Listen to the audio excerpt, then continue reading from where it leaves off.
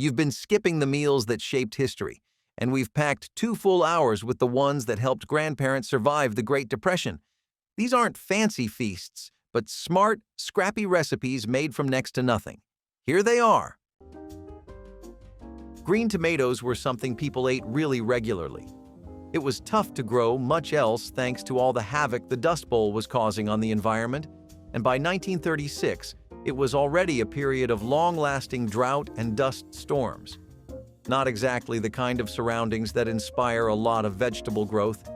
People regularly were dealing with crop failure, and it meant that lots of families had their sources of food and livelihoods cut off from them. Green tomatoes, on the other hand, were one of the few vegetables that people had no issues growing. That's why they got as popular as they did, because eventually, people would begin to hoard them. You'd make basic things out of them like fried green tomatoes with cornmeal coating, but it was enough to last you through the day. Ripe tomatoes were in even shorter supply, and what was available was either rationed or taken up by people in urban centers. It was quite hard for any lasting stock of vegetables to reach people in rural areas, and it was often those people who had it the worst during the Dust Bowl. Dried beans and legumes might not seem like culinary rock stars, but they were absolute gold for our ancestors. Lentils, chickpeas, and their bean brethren fueled many civilizations. That's because they were easy to grow, easy to store, and packed a nutritional punch that kept people alive when food options were slim. Lentils are one of the world's oldest cultivated crops, dating back to 8000 BC. People were growing lentils before they invented the wheel. Chickpeas were a dietary staple in ancient Egypt, Greece, and Rome, proving that even gladiators appreciated a good hummus. The real superpower of dried beans was their shelf life. If kept dry and cool, beans can last for years, sometimes even decades. When you're living in a world without grocery stores or preservatives, having food that doesn't spoil is a game changer. Additionally, beans are incredibly nutrient-dense, high in protein, fiber, and essential minerals like iron and potassium. While they may seem small, beans were, and still are, a giant in human history. Vesta curries were actually something we got from Batchelors, which was this British company that had introduced freeze-dried instant meal kits back in the 60s. Vesta curries were the first product of that brainchild, and they were also the first product to ever hit the free market. You had shelf-stable curry meals that were available in different flavors and required almost nothing but some stovetop cooking. Meat, curry, rice, and noodles would be included, and all in all, it would make for an incredible bundle deal. Now, of course, Batchelors was something specific to the United Kingdom, but over here we had our own equivalents in the form of Swanson television and banquet frozen dinners. Now, as far as the beef curry went, it was pretty mild and sweet. Not really anything too standout, but enough to get the job done. The Vesta chicken curry was also pretty okay, but a lot of people just preferred the typical beef one because of the slightly chewy texture of the chicken. Vesta chow mein was a dish that had crispy noodles and a sweet and sour sauce, so it was breaking away from tradition. But all things considered, it was pretty alright too. While they were definitely adopted for British palates, the price point, as well as the fact that it was a full whole meal, made a lot of people expand their horizons in the 50s. The instant ramen thing is pretty real, by the way, and here's why. So in the 1980s, the thing with most Americans was that they were really in a different headspace. You couldn't exactly make them want to get up and cook things from scratch. Before that, it used to be a pretty natural part of the day. I mean, you grow up in a country known for its casseroles and big feasts, barbecues and cookouts, and you come home and it's nothing but packaged food and cans of beans. I'd be a little let down too, but to be honest, re-entering the workforce in the second half of the 20th century was hard. It was definitely hard to afford college, rent, bills, and everything else together. A lot of people talk about how there was a cultural shift towards convenience food, but a big part of that was that people just weren't making meals like they used to. On the other hand, ramen is literally a godsend. Cup ramen, packaged ramen, Indomie, whatever you have on you. Really. Instant ramen was something that everybody wanted to dip their toes in. Nissin's Top Ramen and Maruchan were one of the most popular ones to ever grace the 80s. Think about it. For 80 cents, you get to have a low-cost meal that you can spice up in literally whatever way you want. How's that not a steal?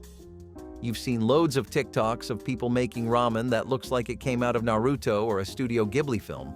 So how do you think all those recipes ever got so popular? People were experimenting and they found some real bangers hidden in the mud. On the other hand, haluski, or otherwise known as cabbage and egg noodles, was something that people who were down on their luck couldn't do without. If you go to any newsletter, community cookbook, recipe catalog, or anything of the sort, you'll find this in the middle or back sections. If you went through any neighborhood where people were struggling, though, you could smell this scent coming from several homes. The reason it was such a mainstay was because most of the ingredients were dirt cheap, they were easy to make so you didn't have to worry about any barriers to skill, and the egg noodles were something you could redo and spice up in a few different ways. Most people would just stick to using a tiny bit of butter and some bacon fat. See, back then, in places like Detroit and Pennsylvania, immigrant populations were massive, especially Eastern European and German American communities. They were arguably the biggest consumers of haluski in urban areas, but outside of that, it was a comforting meal that didn't have to sacrifice a lot of its substance and flavor just to be affordable, unlike some other dishes that we know of. In Alabama, what was native to people were things like black-eyed and field peas, which provided a lot of steady protein to the locale there for barely any money. That was the kind of food that kept people going back then, because you essentially wanted to maximize your value for money. Every cent counted more than ever before, and it was a rough time that led to a lot of people completely reworking their diets and eating habits to keep up with the times. Usually these peas would be mixed with molasses or syrup and enjoyed in do-it-yourself soups that would kind of work, but they wouldn't really taste good. Then again, as long as it was nutritious and cheap, no one could complain. So, during the Depression, one kind of stew that really made the rounds and was a mainstay in people's homes was Hoover stew. This pretty much symbolized the resourcefulness of the era and how people would manage to scrape by no matter what. Did you know that unemployment reached around 25% of the entire workforce just by 1933? It meant that a lot of families were surviving off of literally nothing. It was in times like that when people came up with Hoover stew. One of the best things about recipes from that time period is that they were built to make ingredients last. Hoover stew itself consisted of macaroni and the really cheap kind. Next, you had your canned corn, tomatoes, and canned green beans. For a bit of protein, people got the cheapest hot dog sausages they could manage to find. Lastly, some basic seasonings like chili powder and seasonings. You'll notice that a lot of Depression-era recipes tend to use vegetables as a filler ingredient so that the protein reserves last longer. If most of the meals consisted largely of meat, then nobody would be eating chicken for too long. Hoover stew was made in soup kitchens. Most of the time, these places would be run by charities or community groups that wanted to cook for entire neighborhoods and see that their area was taken care of. That worked with the nature of Hoover stew too, since this was by default a recipe you make for a large group.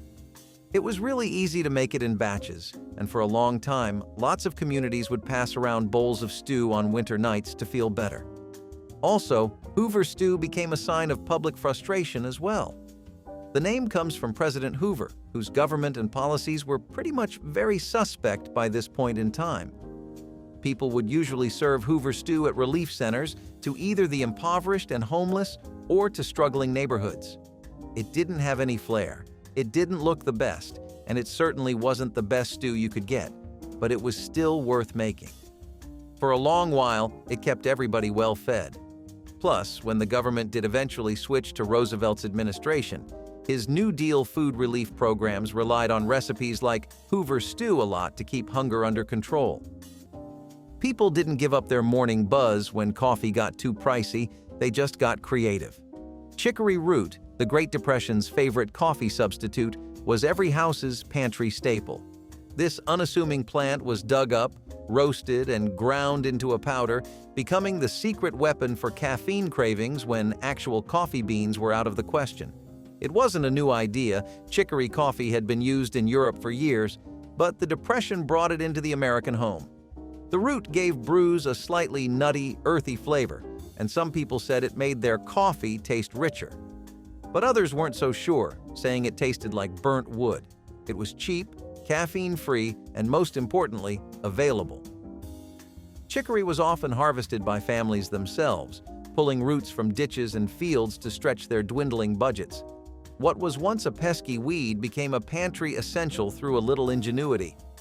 Chicory coffee, as it turns out, has lasted and is still a regional favorite in places like New Orleans, where it's served with beignets for a taste of Southern charm. Chicory root was a lifeline during the Great Depression, but it's now an optional indulgence. That was before fancy cafe culture. It was about finding comfort in a cup when life wasn't comfortable. Who needs deli meat when you've got potato peels? During the Great Depression, even scraps were too valuable to waste, and that was the sentiment. Potato peel sandwiches were the epitome of making do and turned what most of us would toss into a surprisingly hearty meal. Stuffed between slices of bread, and if you were lucky, slathered with a bit of butter or lard, the peels were cleaned and fried in whatever grease was available. It's kind of like a rustic early version of a loaded potato skin sandwich. The crispy, slightly salty peels added a nice texture to otherwise plain bread. Sometimes onions or garlic would be thrown in for added flavor. And if you had cheese, jackpot. This humble meal was filling and resourceful and showed you didn't have to spend much to make something comforting. Potato peel sandwiches might seem like a relic of the past, but they've quietly influenced modern cooking trends. Today, zero-waste recipes and root-to-stem cooking draw inspiration from the same resourceful spirit. Chefs now celebrate potato peels as the star of gourmet dishes, seasoning them with truffle oil or pairing them with artisanal bread. The humble sandwich, once a survival tactic, has found new life as a talking point in sustainability circles. It's fascinating how something born out of necessity can inspire culinary innovation decades later. Maybe it's time to bring them back, not out of desperation, but out of respect for their history. So, the cabbage was really similar. Basically, during the Dust Bowl, it was mostly a competition of how fast you could grow something and how conveniently you could do it. People weren't bothering with anything that took more effort than it was worth or didn't give immediate results. And honestly, I completely get them. Why would you waste your time on crops that are inherently difficult to grow when even the easy ones are going through so much crop failure? Cabbage was one of those easy-to-grow plants, and it became a national savior for lots of people. Cabbage stir-fry with onions and garlic was something people could enjoy every other day, as most of the core ingredients were things they had already been growing in their backyard gardens or preserving for a long while. At this point, the average American person is still used to keeping their experience with cabbage to just burgers, but the Dust Bowl pushed everyone out of their comfort zone just for the sake of survival. Dried grains, wheat, barley, rice, are the quiet heroes of history. They're not flashy. They don't come with a zing of flavor like spices, but they've fed empires. Without grains, civilization might not even exist. I mean, you try building the pyramids or the Great Wall of China on an empty stomach. Wheat and barley were first cultivated around 10,000 years ago in the Fertile Crescent. Basically, humanity's first breadbasket. These grains were so revolutionary, they sparked the agricultural revolution. Instead of wandering around looking for food, humans figured out they could grow it, stockpile it, and stay put. That's right. Grains turned us from nomads into settlers. Rice has been holding Asia together for millennia, and even today, it remains the staple food for half the world's population. Dried grains can last for years if stored properly, making them the ultimate backup plan. When harvests were bad or winters were brutal, having sacks of grains stashed away meant survival. So, while grains may seem humble, they built cities, fed armies, and kept humanity going. Findus Crispy Pancakes were a Swedish frozen food company that had introduced crispy pancakes to the world, but they became a hit in America much later in the 50s and 70s. In America, the price was around 0.70 or just $1, but middle-class Americans had to choose from a fair few options. I mean, convenience culture was really popping off in this era, you know? Findus pancakes and Vesta curries had a lot to compete with and hold their own against.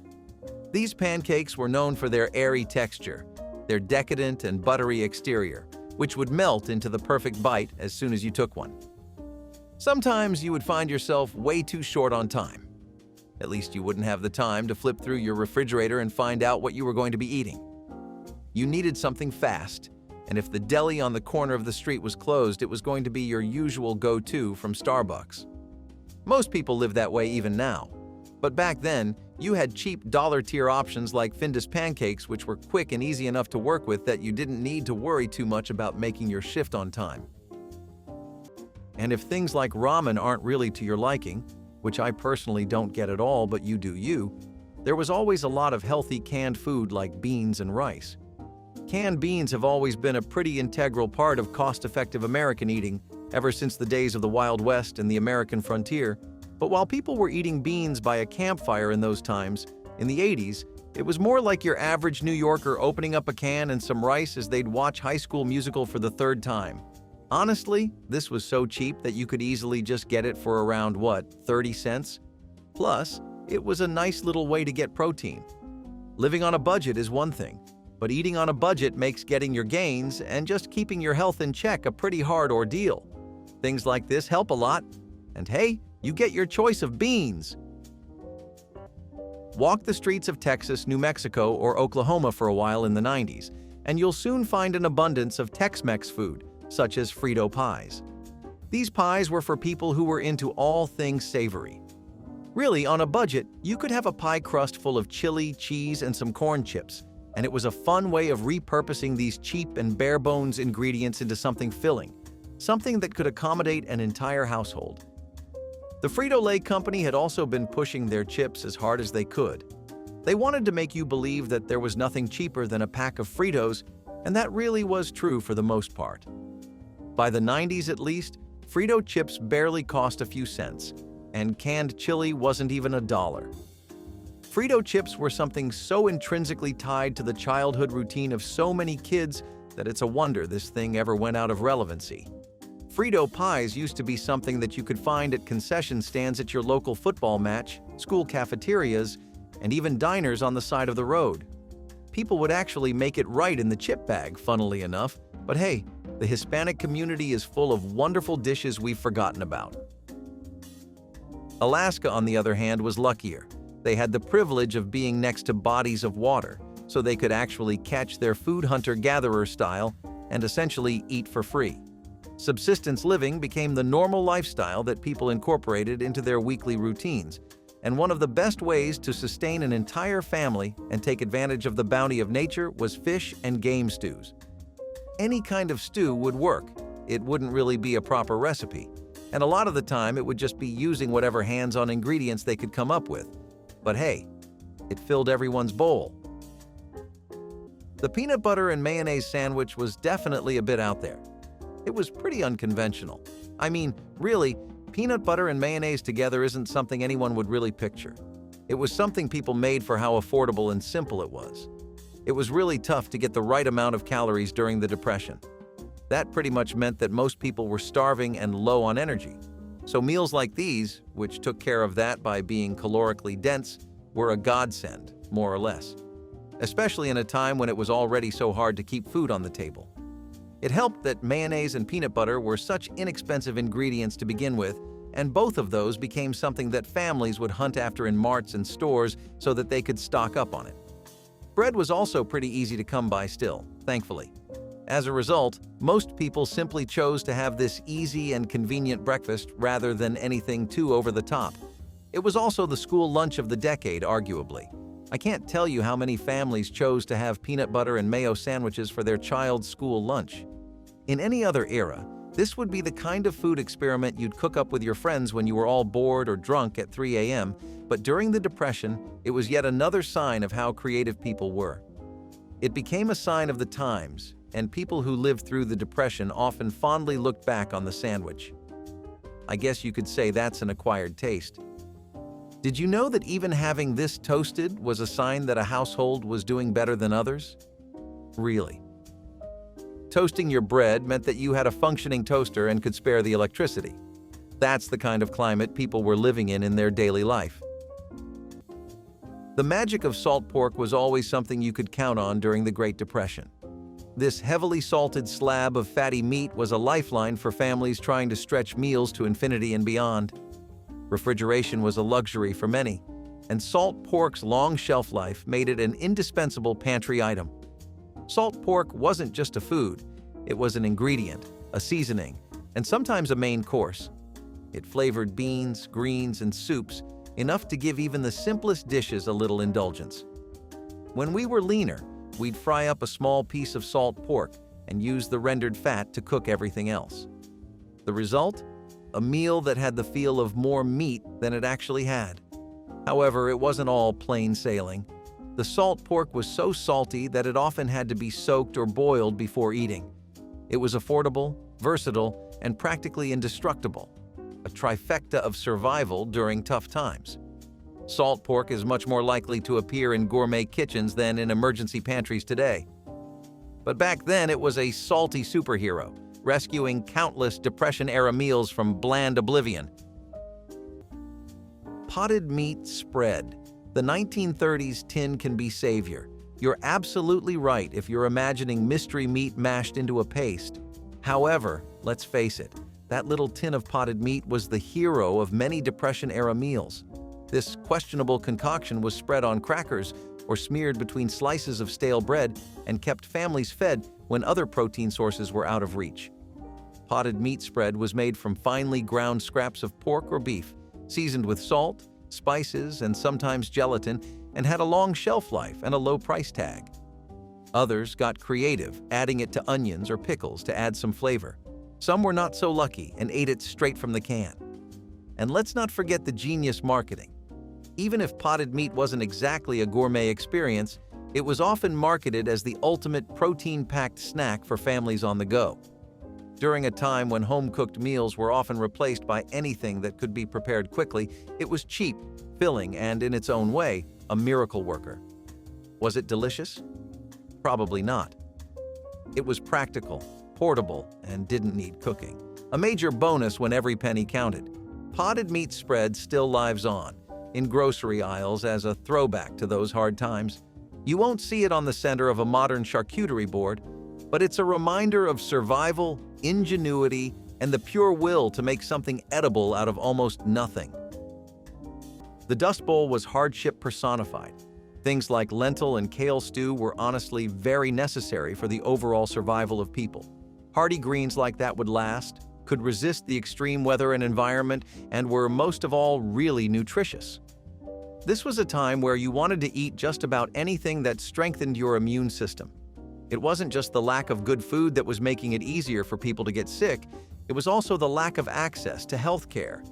People couldn't afford doctors, and the worst of the Dust Bowl hit all of the slums and rural areas that occupy the outskirts of so many states. This meant that a lot of lower and working class people regularly just ate so that the chances of getting sick were less and less, though despite their best efforts, they would eventually fall sick as well. Lentil and kale stew is as super as a food can get, and I mean that in every sense, but it's not an end-all be-all. What it is, though, is a very hearty stew that works great around the winter months for an entire family. You could spin this around a few different ways for variety, and it would still work, but the kids definitely had a tough time getting used to something like this. Can't really blame them either. I'm an adult, and I still struggle with kale. Native to the Americas, maize or corn was first domesticated around 9,000 years ago in what is now Mexico. And to be honest, corn didn't just survive history, it dominated it. From the mighty Mayans to the resourceful Native American tribes, maize was life because it was versatile, filling, and easy to grow. Corn didn't demand pampering. It thrived in poor soil and harsh climates, producing large harvests. Turn it into cornmeal, and suddenly, you've got food that stores well, travels easily, and lasts for months.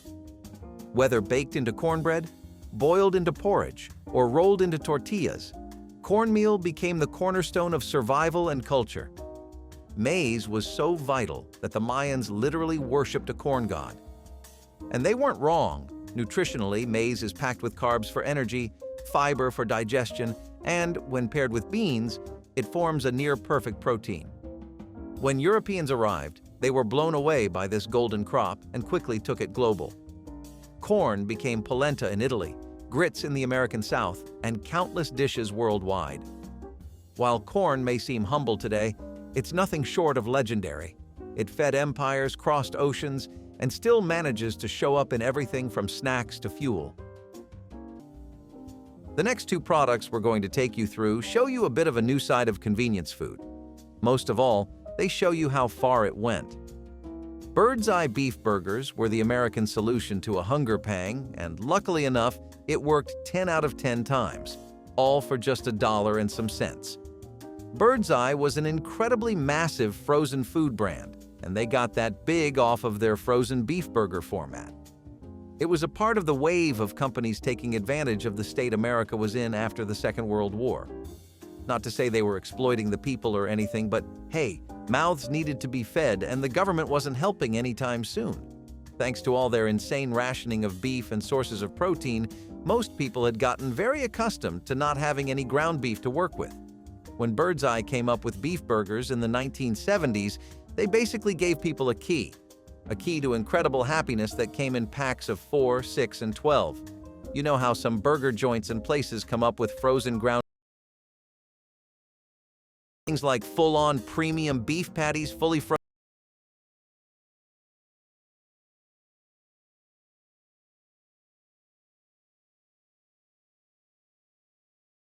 But if you told someone in the 50s they could have a burger for breakfast for $1, they'd probably take you out for a drink. But honestly, beans don't really do much for me. If you're like that, maybe you'd be more interested in a real meal like grilled cheese sandwiches. Okay, I'm just kidding. Mostly. For real though, grilled cheese sandwiches are arguably the most iconic, quintessential American comfort food we will ever come across. Many Americans tried to get by on affordable and simple staple options, grilled cheese sandwiches being one of the easiest ones. All you had to do was take some good old American cheese and get your stove started. This was for the longest time the lunch for many people working their day away in offices or college students just trying to get by in their dorms. If you didn't have a lot of money, then Wendy's and KFC for dinner were out of the options. Meals like this still managed to offer some kind of solace to people, and to be honest, a grilled cheese sandwich could cheer up most people's day, wouldn't you agree? Another cornerstone of Tex-Mex cuisine and a fun twist on a cheap budget was the wonderful invention of fried Bologna tacos. This was considered a byproduct in lower-income communities, one made entirely out of circumstances and the needs that would take over your usual priorities as far as meals were considered. Out with the casseroles and lasagnas and in with the tacos, you know? Bologna, unlike Fritos, wasn't something that really shined through in the 90s. It had been playing the long game all the way back since the Depression, and it was really good at doing that.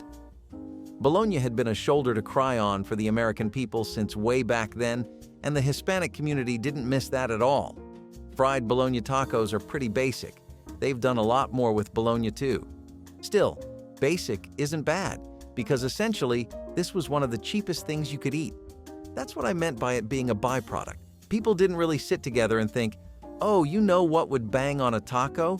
Bologna like a Scooby-Dooby-Doo gag? They instead just kept looking for ways to cut down on costs and make the cheapest meal possible. And, well, one thing led to another. And eventually, one of the top survival foods of the 90s was born. It was the street food in places like El Paso and San Antonio, and it's an example of how Tex-Mex traditions have helped structure our everyday meals. People living in Arizona were pretty much eating very similarly to how people in Alabama were living. They had beans instead of peas and chili instead of molasses, but chili beans were something that people would eat even in regular times when the economy hadn't caved in on itself. So in that regard, they got off pretty lucky. I know that sounds like an exaggeration, but I'm really not kidding. It was a luxury to even have food, but to be able to enjoy it too made you one of the really lucky ones during the Depression.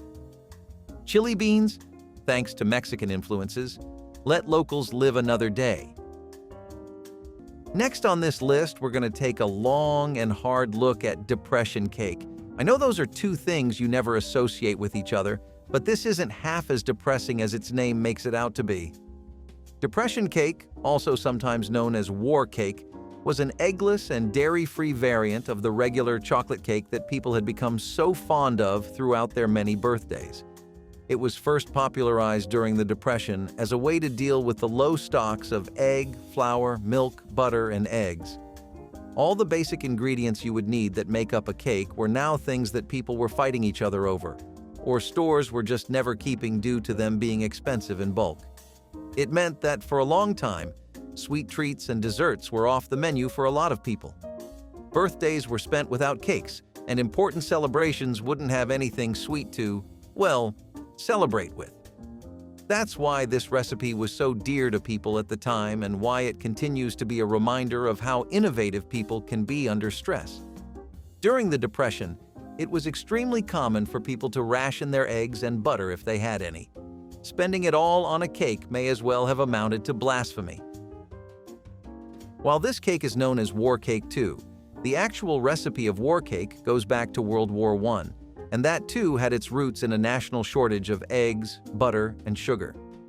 This Depression cake, however, was spread throughout the country not by government-mandated pamphlets and cookbooks, but through word of mouth. Church groups and neighbors would share the recipe with each other, and that really goes to show how people were working together. It was smarter that way. The cake itself consisted of all-purpose flour, which was still something people could get.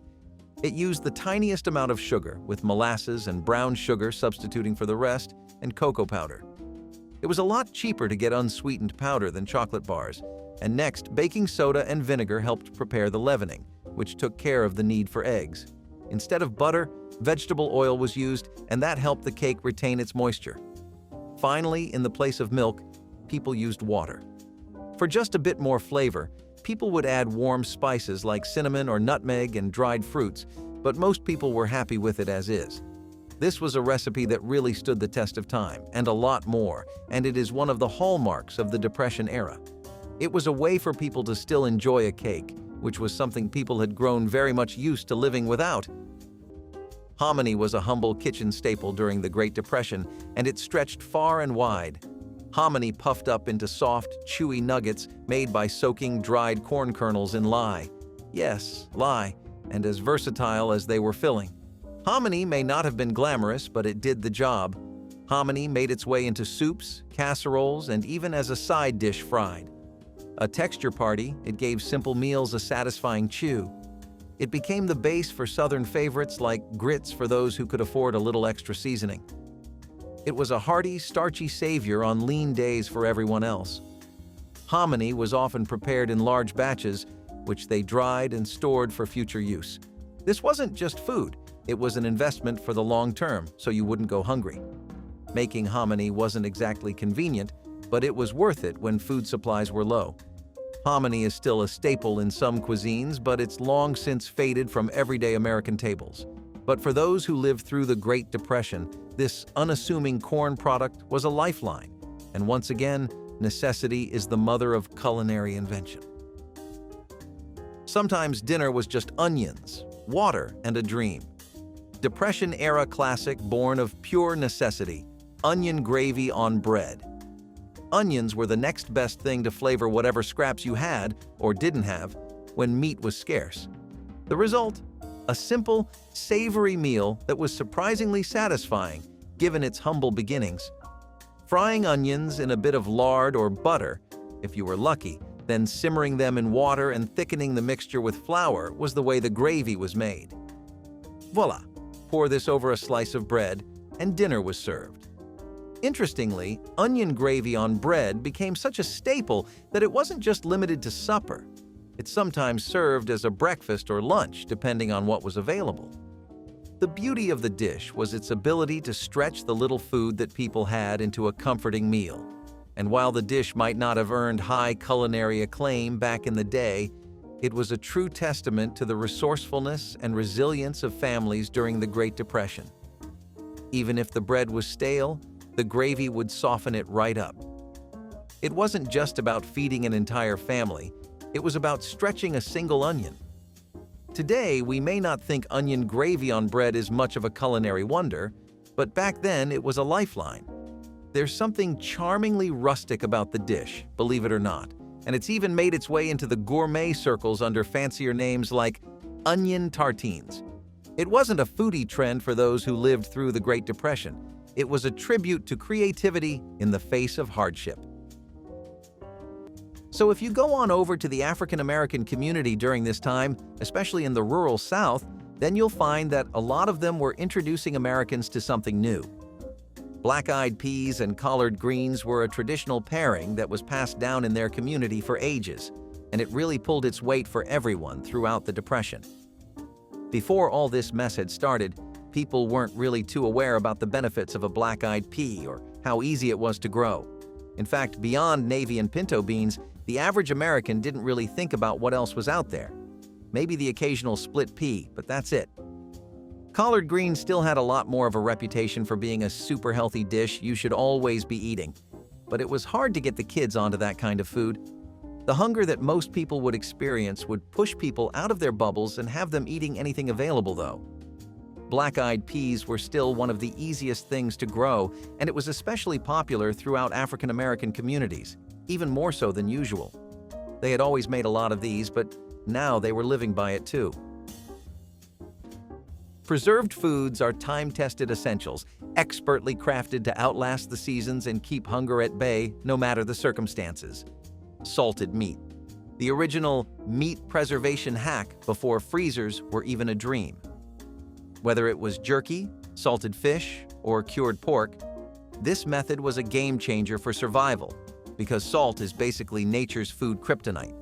It stops bacteria in their tracks, keeping meat edible for weeks, months, or even years. For our ancestors, this meant protein on demand. No spoilage, no waste, just salty goodness. Salt was so valuable in ancient times it was literally used as currency. Roman soldiers were sometimes paid in salarium, or salt money. Yep, that's where the word salary comes from. And they weren't just munching on jerky for kicks. Salted meat kept armies marching, sailors sailing, and explorers exploring. It was essential for long journeys when fresh food was impossible to keep. Without it, forget discovering new continents. Most ships wouldn't have made it past week 2.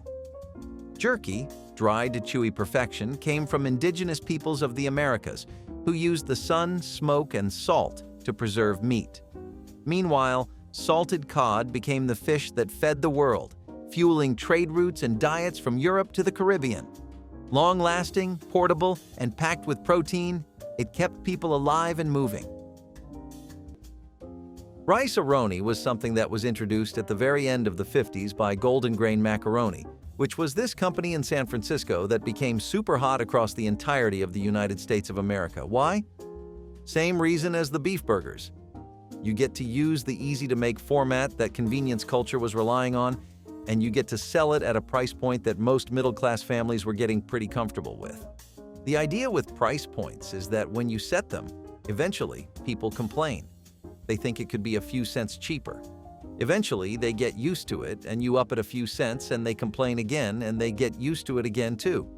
Rice-a-Ronis were combined with rice and vermicelli pastas, which gave them a really unique texture and made them even softer than what you would get from pure rice.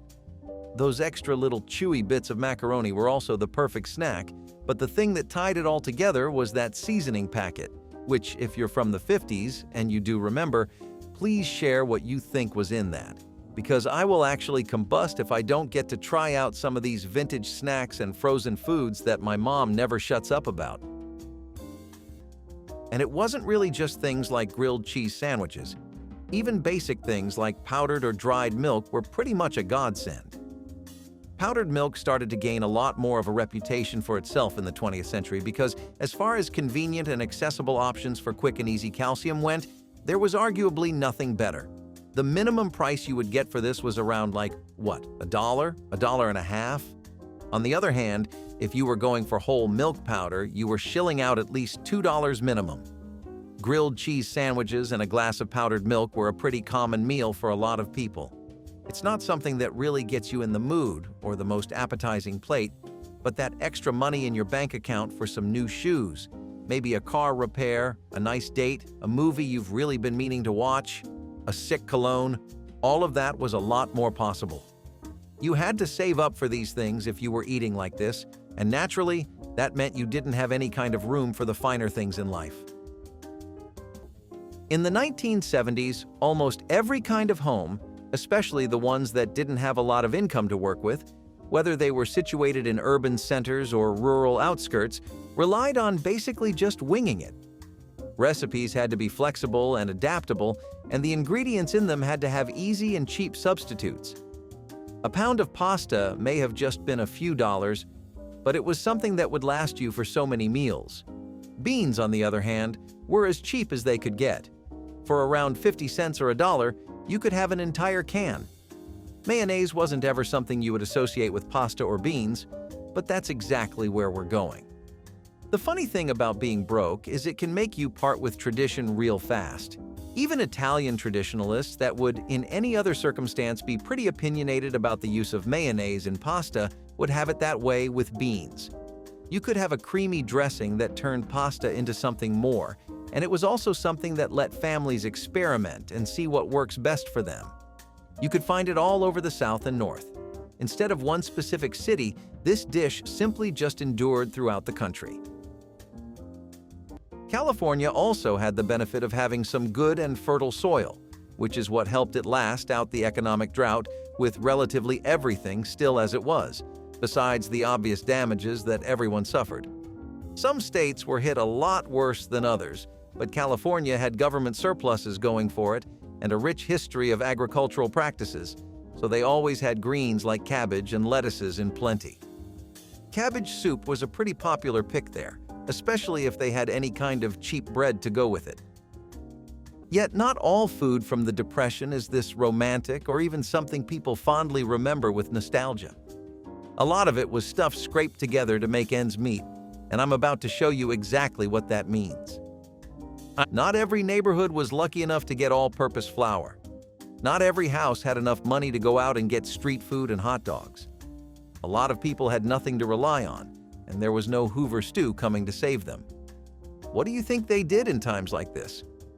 I want you to share your best guesses with me because truth is a lot more gruesome than people's imaginations usually. Mock dishes, or otherwise known as mock food culture, were a massive part of what made up the daily diet of an American during the Depression. Have you ever heard of imitation cooking? You basically try to just mimic a recipe with what you have. A much more extreme version of that was mock food, and this really took the word imitation to new, undiscovered lengths in the culinary world. People were trying to mimic dishes that they were otherwise easily able to have in normal times, like casseroles and apple pies, but with ingredients that were available during the Depression. Of course, nobody had the money to make an actual apple pie, and a lot of people didn't even have the kitchen appliances to. People settled for mock dishes, which used other ingredients like molasses, crackers, and scraps to imitate the flavor and texture of classic American dishes. It was pretty much just an attempt by people to recapture some of the flavors of the times they grew up with, the happier, more stable times. Back when people had jobs and could afford to eat however nicely they wanted to. It was less about the flavor and more about the familiarity. Nobody ever thought for once that these dishes ever tasted exactly the same or even so close that you couldn't tell the difference. At all times, people realized that they were very much eating a discounted version. Still, people found a lot of solace and comfort in familiar textures and bites. Mock apple pie was made using crackers, breadcrumbs, sugar, cinnamon, and lemon juice to capture the essence and taste of a typical American apple pie. Mock chicken used pork or beans that were made to resemble the texture of chicken instead of the actual poultry. Mock chicken legs were made using scraps of different kinds of ground meats that were then breaded and fried. Ground pork, especially the parts of the pig people didn't usually eat, were mixed with seasonings and baked in the form of a loaf. This was known as mock ham. A typical mock meatloaf was made using oats, mashed beans, potatoes, and breadcrumbs, whereas mock coffee was now made out of dandelion roots and roasted barley, which was otherwise just unavailable. People had mock variants of almost everything.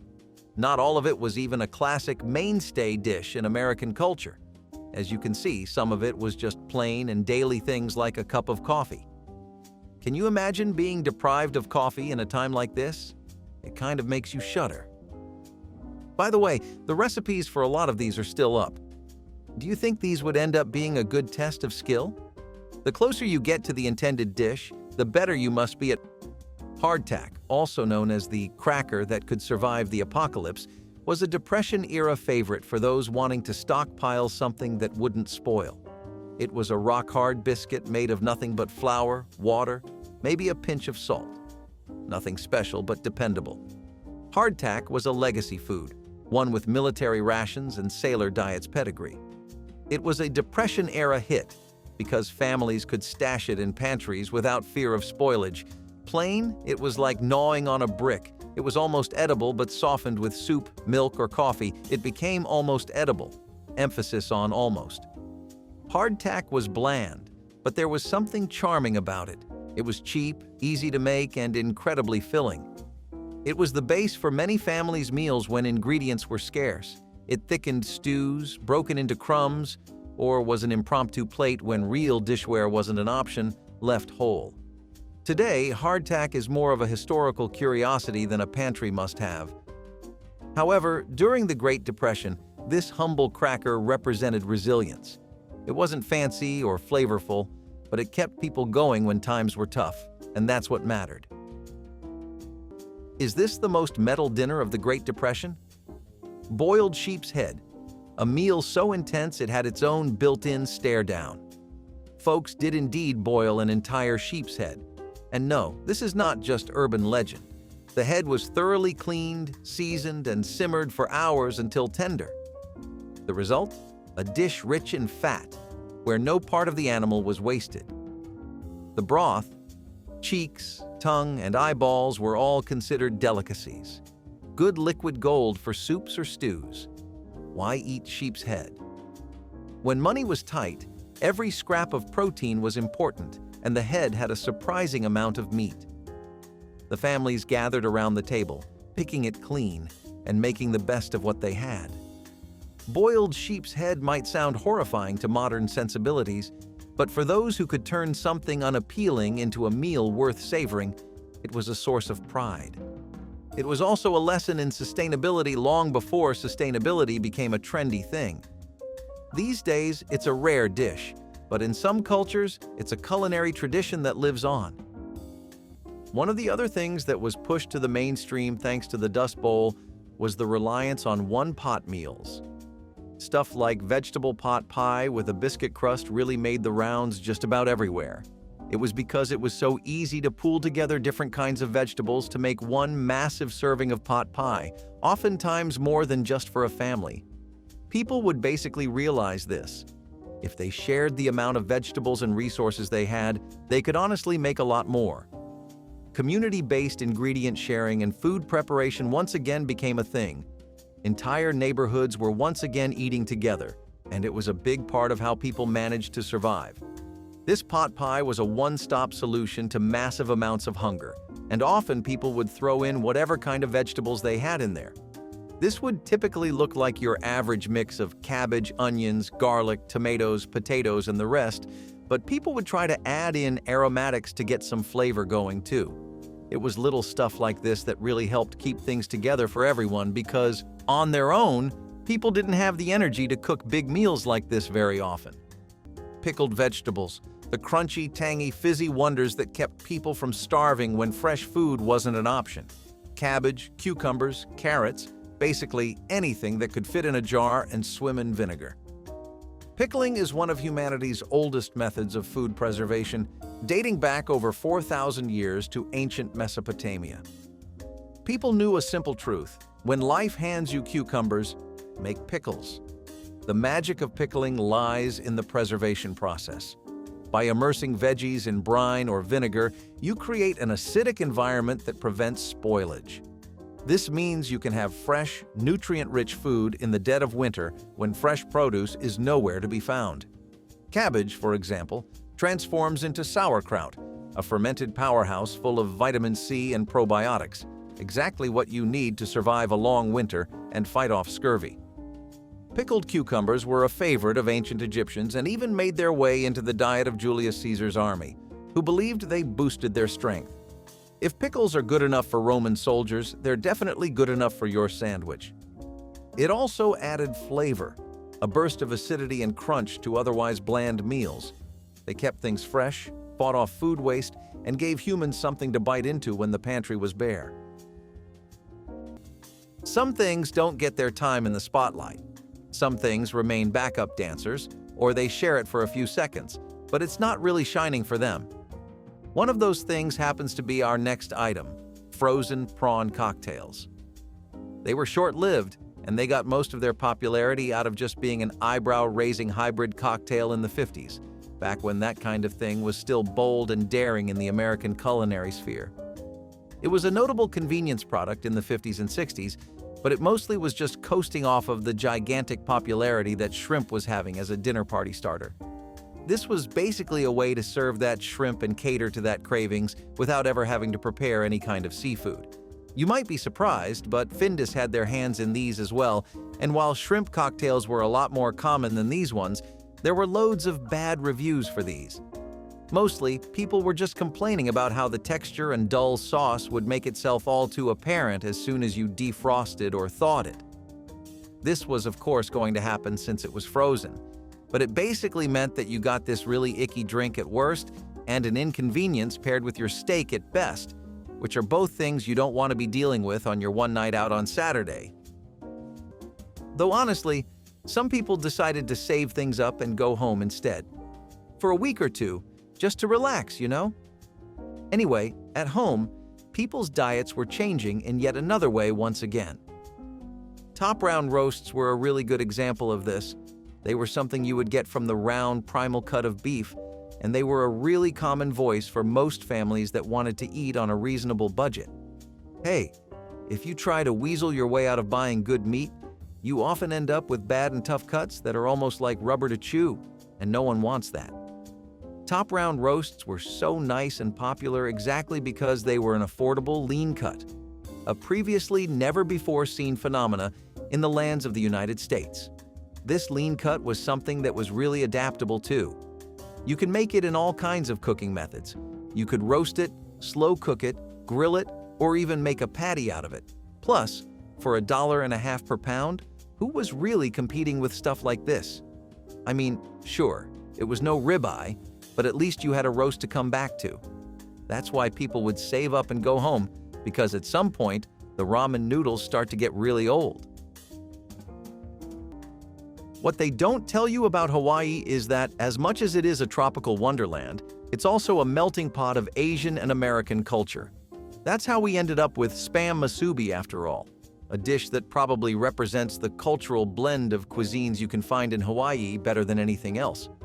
It's something that goes all the way back to the Second World War.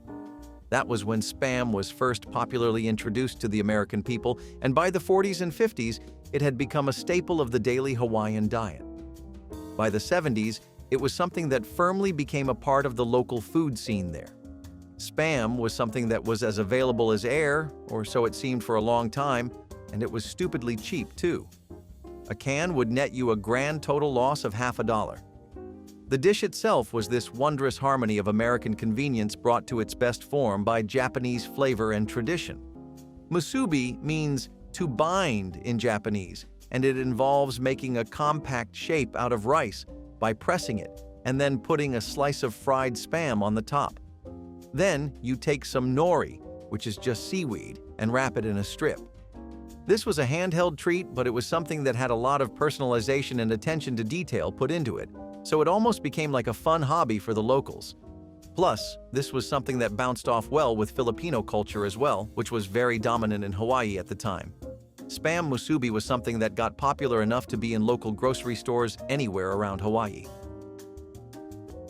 Cornbread was also used as a substitute for the typical ingredients you would use for a pancake.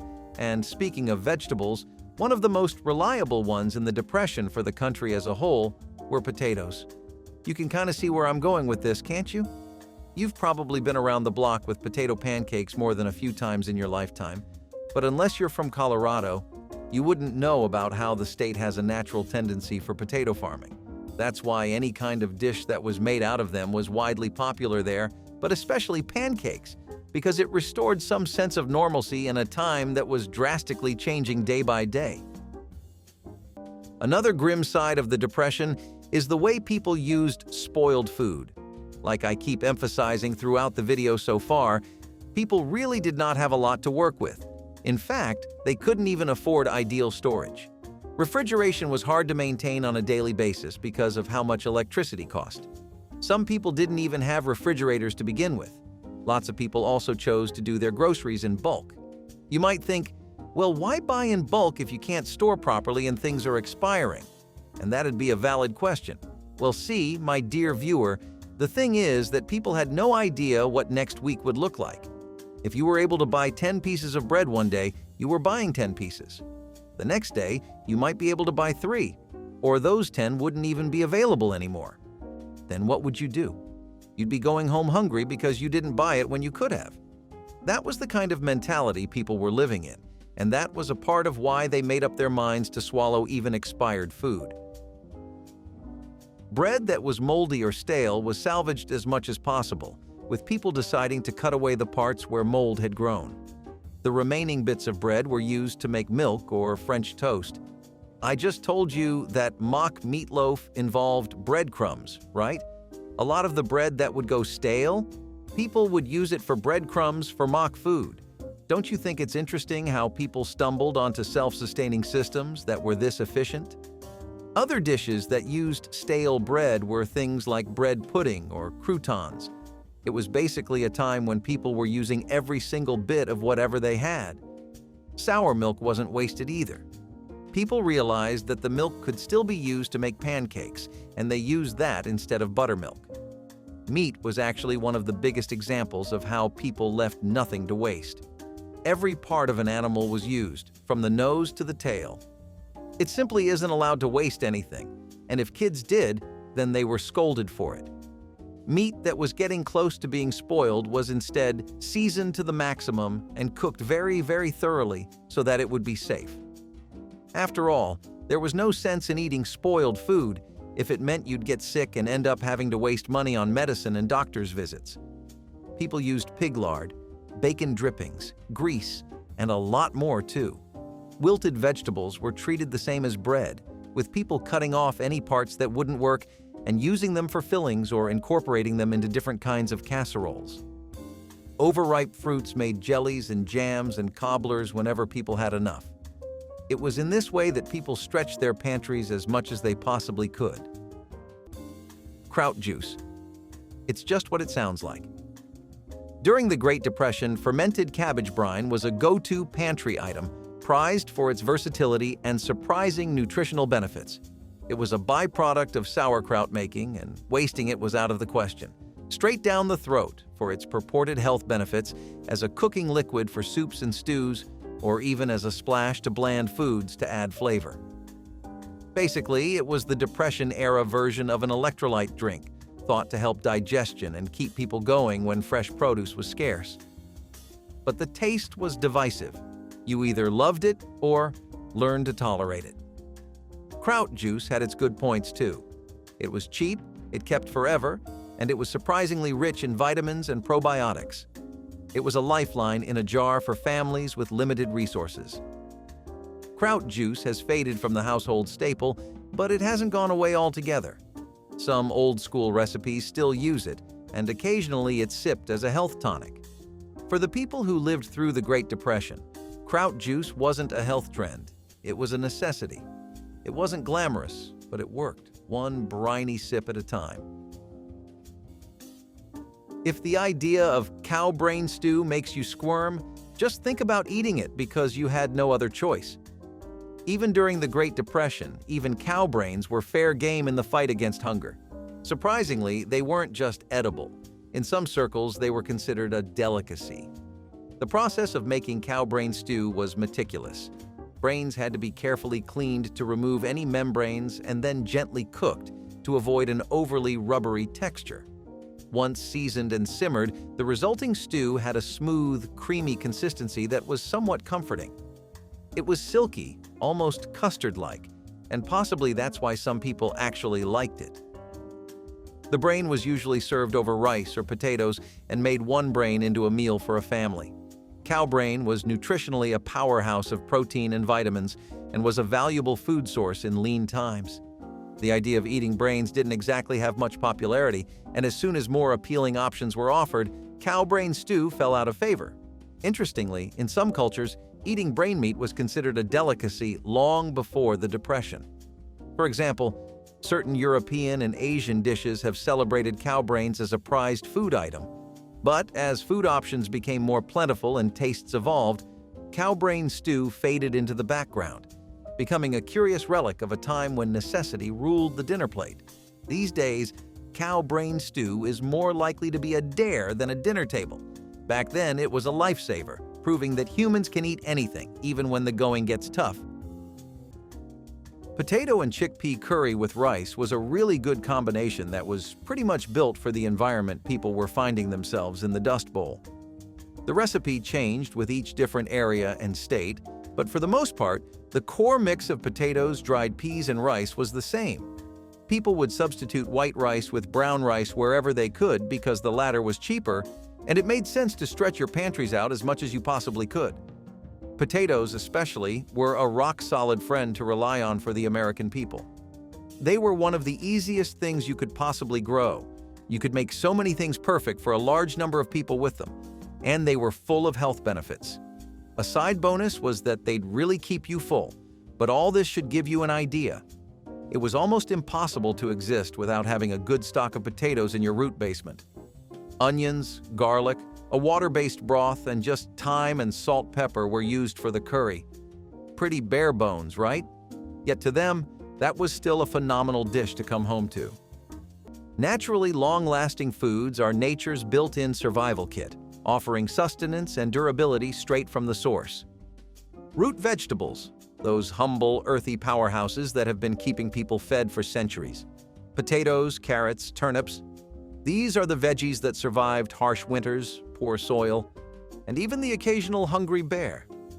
They might not have the glamour of leafy greens, but they've got something better: staying power. Did you know that the potato was first domesticated by the Andean people around 8,000 years ago? Fast forward to the 16th century, and they were the food that saved Europe during famines. Potatoes helped Europe avoid starvation, and they didn't even need a passport to do it. Meanwhile, in America, the potato became the crop that fueled the westward expansion. So yeah, potatoes kind of built the country. Did you know carrots weren't always orange? Originally, they came in purple, white, and yellow. The modern orange carrot was developed in the Netherlands in the 17th century as a tribute to the Royal House of Orange. And let's not forget turnips. These underrated root veggies have been a staple for centuries, especially during times of war and scarcity. They're tough, they're hardy, and they can survive in the coldest of conditions. You might really not hear this too much, but Fray Bentos were actually a Uruguayan brand that became famous first in Britain and then in America through British immigrants. The steak and kidney pie was arguably their best hit and their strongest contender for best product too. By the 1970s, Fray Bento pies were really a massive staple because they let you enjoy the delicacy that was a steak. Plus, that kidney pie went obscenely hard, like, for something that you get for $1 and bake in a can, it had no right hitting that hard. The filling on the inside was seasoned to perfection. You could tell that it was heavy, but it wasn't doing too much. The pastry, on the other hand, was the right amount of flaky and crumbly, so each bite felt super satisfying to eat, but it was also just the right kind of doughy on the inside so that when you got into chewing, you would get that soft interior. All in all, a pretty solid experience for a canned pie. And it's exactly when things like noodles would get old that you would try out Bologna sandwiches. This was pretty much the typical college boy diet for so much of the 90s, it's surprising there aren't case studies into how many hospital visits this could have caused. I mean, don't get me wrong, you could be doing a lot worse to your bodies than just living off of ramen noodles and Bologna sandwiches, but that doesn't really mean you were doing anything good for it either. Bologna sandwiches were made with all-beef bologna that was pretty much around $2 per pound, and that meant that it was a pretty reasonable option for a lot of people. A Bologna sandwich is stupidly easy to make and divinely delicious, so it makes sense why a lot of college students lived off of this. In between classes, final year projects, managing a part-time job, and trying to have some semblance of a social and love life throughout your college years, it's hard to really get into proper cooking and pre-planned meal prep. Bologna sandwiches offered a lot of comfort for a lot of young people. Ritz cracker meat pies were basically just your average meat pie affair, but with Ritz crackers thrown on top. Not really too inspiring, I know, but hey, it worked. Why do you think people resorted to something this simple?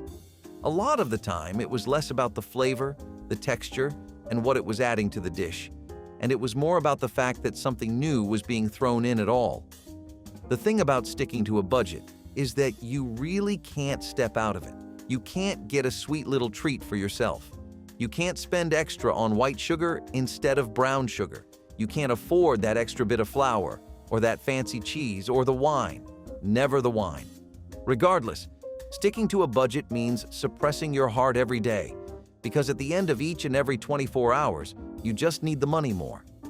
You might be happy in the moment when you cave into the impulse and get the thing you have your eyes set on, but when you're in bed worrying about your finances, you'll regret it.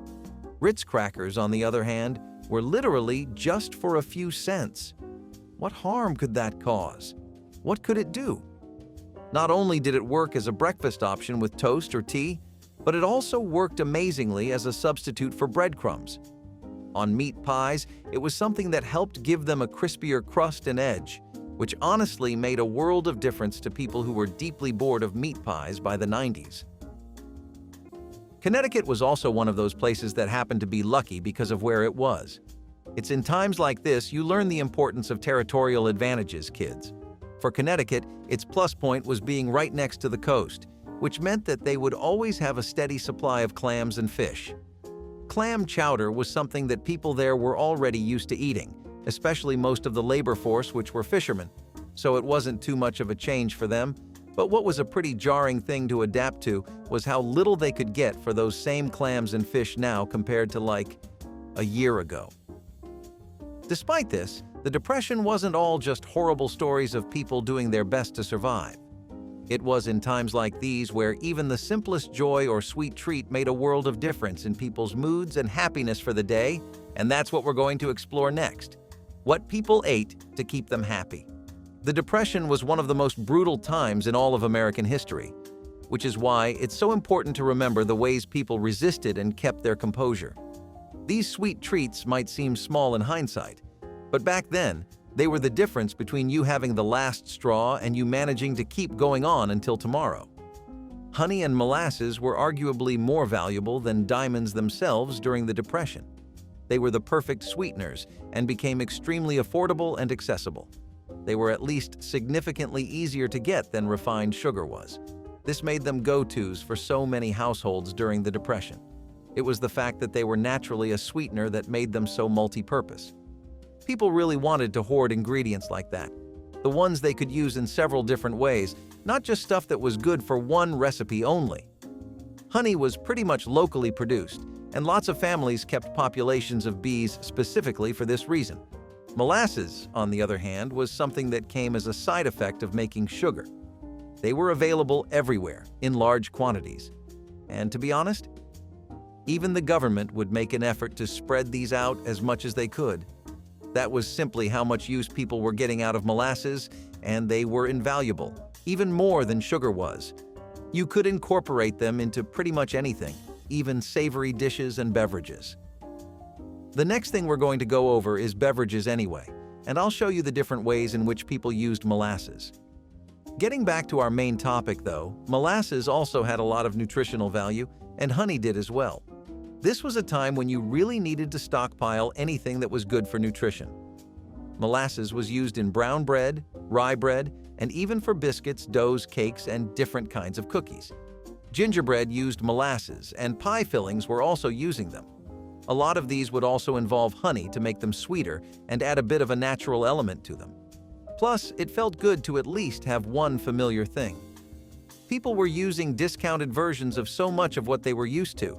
For example, using brown sugar instead of white sugar and scraps of meat instead of good, lean cuts. It felt good that honey, at least, was left as people would remember it. Molasses was particularly a thing in the South, and that was also thanks to the region's extensive experience with sugarcane production, But they also had recipes that made really good use of molasses. Stuff like molasses pecan pie and sorghum syrup cakes, for example, were the trendiest recipes during the Depression. In other rural areas throughout the country, it was a lot more common for places to have beehives, and as a result, honey was very widely available. I never knew fat could be the unsung hero of the Great Depression. Suet, the solid white fat from the loins or kidneys of sheep and cows, was much more than a pantry staple. It was a survival tool. Suet was once prized for its versatility, being used in cooking, baking, and even non-food uses such as making candles and soap. When resources were scarce and people had to make the most of every morsel, it was the original all-in-one solution. Suet was a game-changer in the kitchen. It gave the dishes of meat pies, puddings, and dumplings richness, which helped to make them hearty enough to stretch a meal for an entire family. During the colder months, when energy reserves were important, its high-calorie content made it essential. Suet wasn't just for savory dishes either, with recipes like suet pudding turning this otherwise savory staple into a sweet one. In addition to its utility, suet was available. It was often considered a byproduct by butchers and sold cheaply, so even the most cash-strapped families could afford it. It was also easy to render and store and kept for months when properly handled. Suet has pretty much disappeared from modern kitchens, but it occasionally makes an appearance in traditional recipes. It was more than just fat to those who lived through the Great Depression. It was a lifeline in lard's clothing. Creamed brains on toast is the meal that makes squeamish eaters bolt from the table if there ever was one. During the Great Depression, resourcefulness was king, and nothing went to waste, not even a part of the animal. While many struggling families would eat brains, they were a delicacy. Don't be fooled by the word delicacy. This dish was born out of necessity, not gourmet aspirations. Making it was straightforward. Brains were boiled or sautéed with onions, milk, and a pinch of seasoning, cow or pig being the usual suspects. The mixture thickened to a creamy consistency and was ladled over toasted bread, often the stale kind, because, waste not, want not. It looked like a bizarre version of gravy toast, but it was Instagram-worthy, and it did fill bellies when there were few other options. Brains were rich and almost buttery, but convincing anyone to dig in was another matter entirely. Kids were probably bribed with the promise of dessert if they cleaned their plates even then. Creamed brains on toast is a long-gone American culinary staple today, existing only in the fringes of foodie culture, or as a trivia question about survival food. This dish is the love it or leave it symbol of grit and ingenuity. Swiss chard is a leafy green we don't hear too much about anymore, and that was the case back then too. I don't blame people, since its glory days were definitely before the 20th century. But people remembered this little green once again during the Dust Bowl. People would pair this up with white bean soup, which was something that the masses found it very hard to live without. Why? They were a fabulous source of protein, they are affordable, you could even forage them, and these could actually be stored for months. This was a time where people were desperate for protein, by the way. A lot of good cuts of meat were more expensive than ever, and just out of the reach of most common people, while a lot of other kinds of things like nuts and almonds just weren't filling you up enough for the amount of money or time it would take to get enough of them. You had to be really smart with every cent, so people would go for things like white bean soup with Swiss chard. This was a versatile combination that had every pro health-wise on top of being something that could feed the entire family and be made with minimal effort. Onions and garlic, two kitchen staples that have been bringing flavor and survival to the table for centuries. These little powerhouses don't just make your meals taste amazing, they've got some serious staying power. Forget the fancy spices, onions and garlic were the original go-to ingredients for ancient civilizations. Dating back over 5,000 years to ancient Egypt, garlic, besides being a food, was a medicine. Egyptians believed garlic had magical powers, including the ability to ward off evil spirits. Beyond folklore, garlic has some legit health benefits, like boosting immunity and fighting off infections. A little garlic in your stew might just save your life. Onions have been around for even longer. Some records suggest they were cultivated as far back as 3000 BC in Asia and Egypt. Not only were onions used for cooking, but they were also carried as a form of currency. Think about that next time you're chopping one up for a burger. Onions and garlic store like champs. They don't need refrigeration, and they can last for months when kept in a cool, dry place. That makes them the ultimate survival food, flavor that's ready to go no matter the season. Man, when I tell you tinned salmon had people addicted, you might not believe me, but really, for a time in the 50s, this was all people were eating. See, back then, fishing culture was a real thing. I mean, actual fishing culture, you know? Get a net, get your line and reel, and go to the nearest river, pond, or other undisturbed body of water and go get started. Hey, some kids even used to fish crayfish and cod out of the rivers with their hands. Salmon was actually incredibly easy to catch. It was a lot more common than you might think. Tinned salmon took advantage of the fact that it was becoming such a natural hit with the people and just really sliding into their palates comfortably. John West, Bumblebee, and Cloverleaf were all brands that were making their name in the 50s and established themselves as top-tier competitors by the later decades. You could get different kinds of salmon too, and you could even get ones with soft bones if a bit of extra calcium is what you're looking for. Of course, the rich people would only ever eat fresh salmon with a bechamel sauce or something, but working folks settled for pleasure out of a can. And to be honest, how could things like cup noodles not get old? I mean, the 20th century was special, man. We came up with all kinds of genuinely amazing dishes, and nifty, tricky ones for tough times, like cabbage soup. This was something that people really started to warm up to during the Depression because back then, the popular thing to do was to grow your own produce. No, really. People had a green thumb back then. They were called victory gardens. And the idea was to basically repurpose your own backyard and make it into a little plot you could farm on. One of the easiest things to grow at the time were cabbages. How does all this relate to being broke in the 80s? Well, the thing about the 20th century is that money problems were a big trademark of the entire century. The effects of the combined trifecta of disaster that was the Great Depression, the Dust Bowl, and both of the world wars left America, its people, and their wallets scarred for an immeasurable amount of time. People couldn't really let go of all the hacks, tricks, and ways of survival they came up with in times like those, especially as they struggled to grapple with the after effects. Cabbage soup was one of the most popular meals to make for working-class families because for 25 to 35 cents, you could feed your family a nutritious meal that could be added to in several different ways. Not a bad deal, right?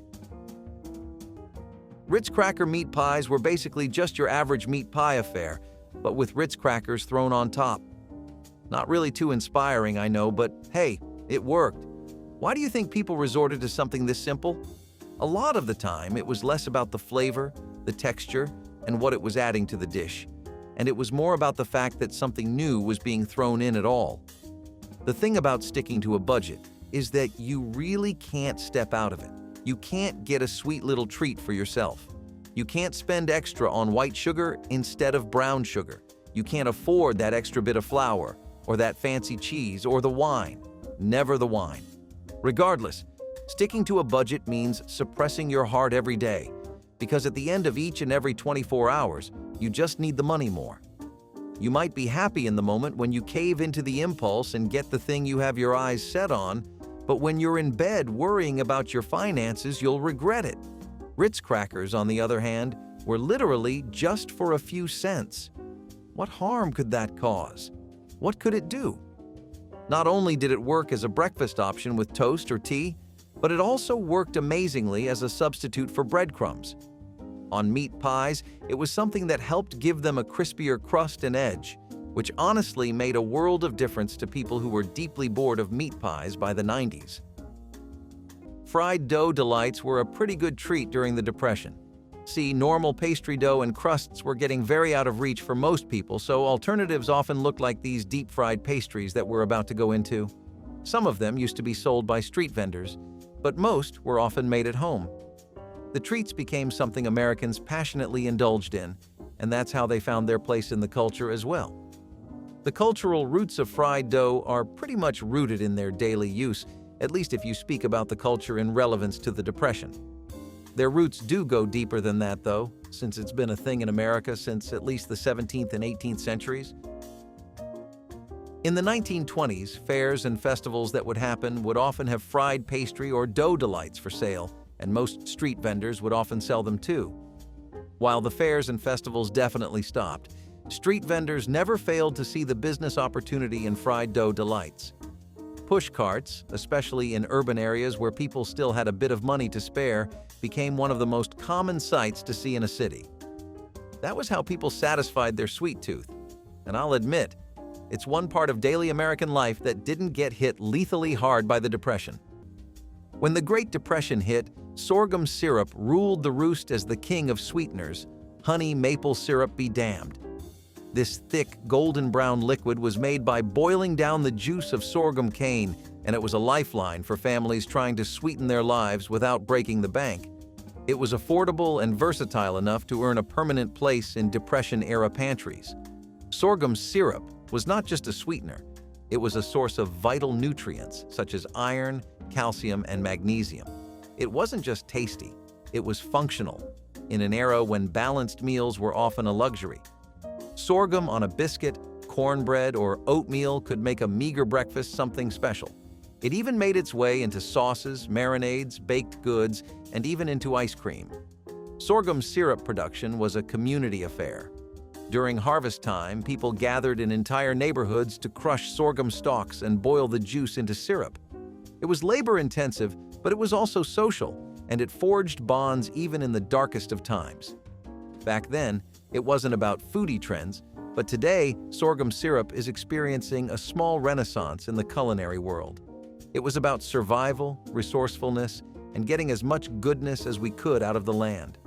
Sorghum syrup wasn't just a treat for Depression-era families. It was a symbol of sweetness that endured in hard times. Prune pudding is evidence that even in hard times, people still wanted a sweet ending to their meal. Fresh fruit was rare during the Great Depression, and prunes, with their long shelf life and natural sweetness, were the unsung heroes of dessert. They weren't glamorous, but they did the job. This was a humble pudding. Stewed down to a thick, syrupy base, prunes were often sweetened with sugar and spiced with cinnamon or nutmeg to improve the flavor. A few cooks even added milk, breadcrumbs, or a touch of lemon juice to brighten the dish. But if you were lucky, it might be topped with a dollop of whipped cream. But that was a luxury.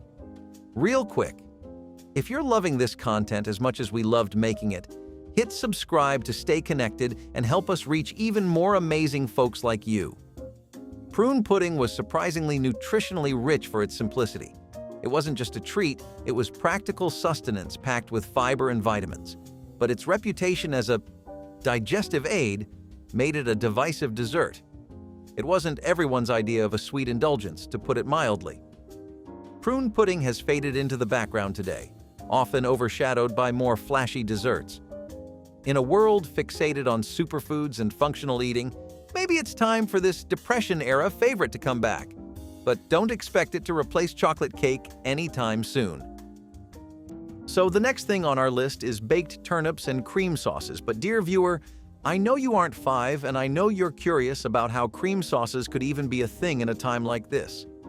After all, if people were struggling to get enough milk and eggs, where on God's green earth were they finding the money to get cream for? You see, my friend, there was a stark difference in lifestyles between two types of people. Those that grew up in the city and those that grew up in the countryside. Now, for the people trapped in those urban jungles during the Dust Bowl, I completely agree with you. Where did they get their cream from? For the ones living in rural shanty towns, though, well, you gotta know that they came from a long tradition of farming. A tradition that by the 1930s was still relatively upheld by most families. This meant that lots of these farming households had their own cattle and cows, and that's how they would get their milk and cream. Baked turnips, on the other hand, were something that was more commonly seen in the cities. It was, after all, something that primarily required an oven. In rural areas, it was a lot more common for people to pass the time with boiled turnips instead, but sometimes people would get...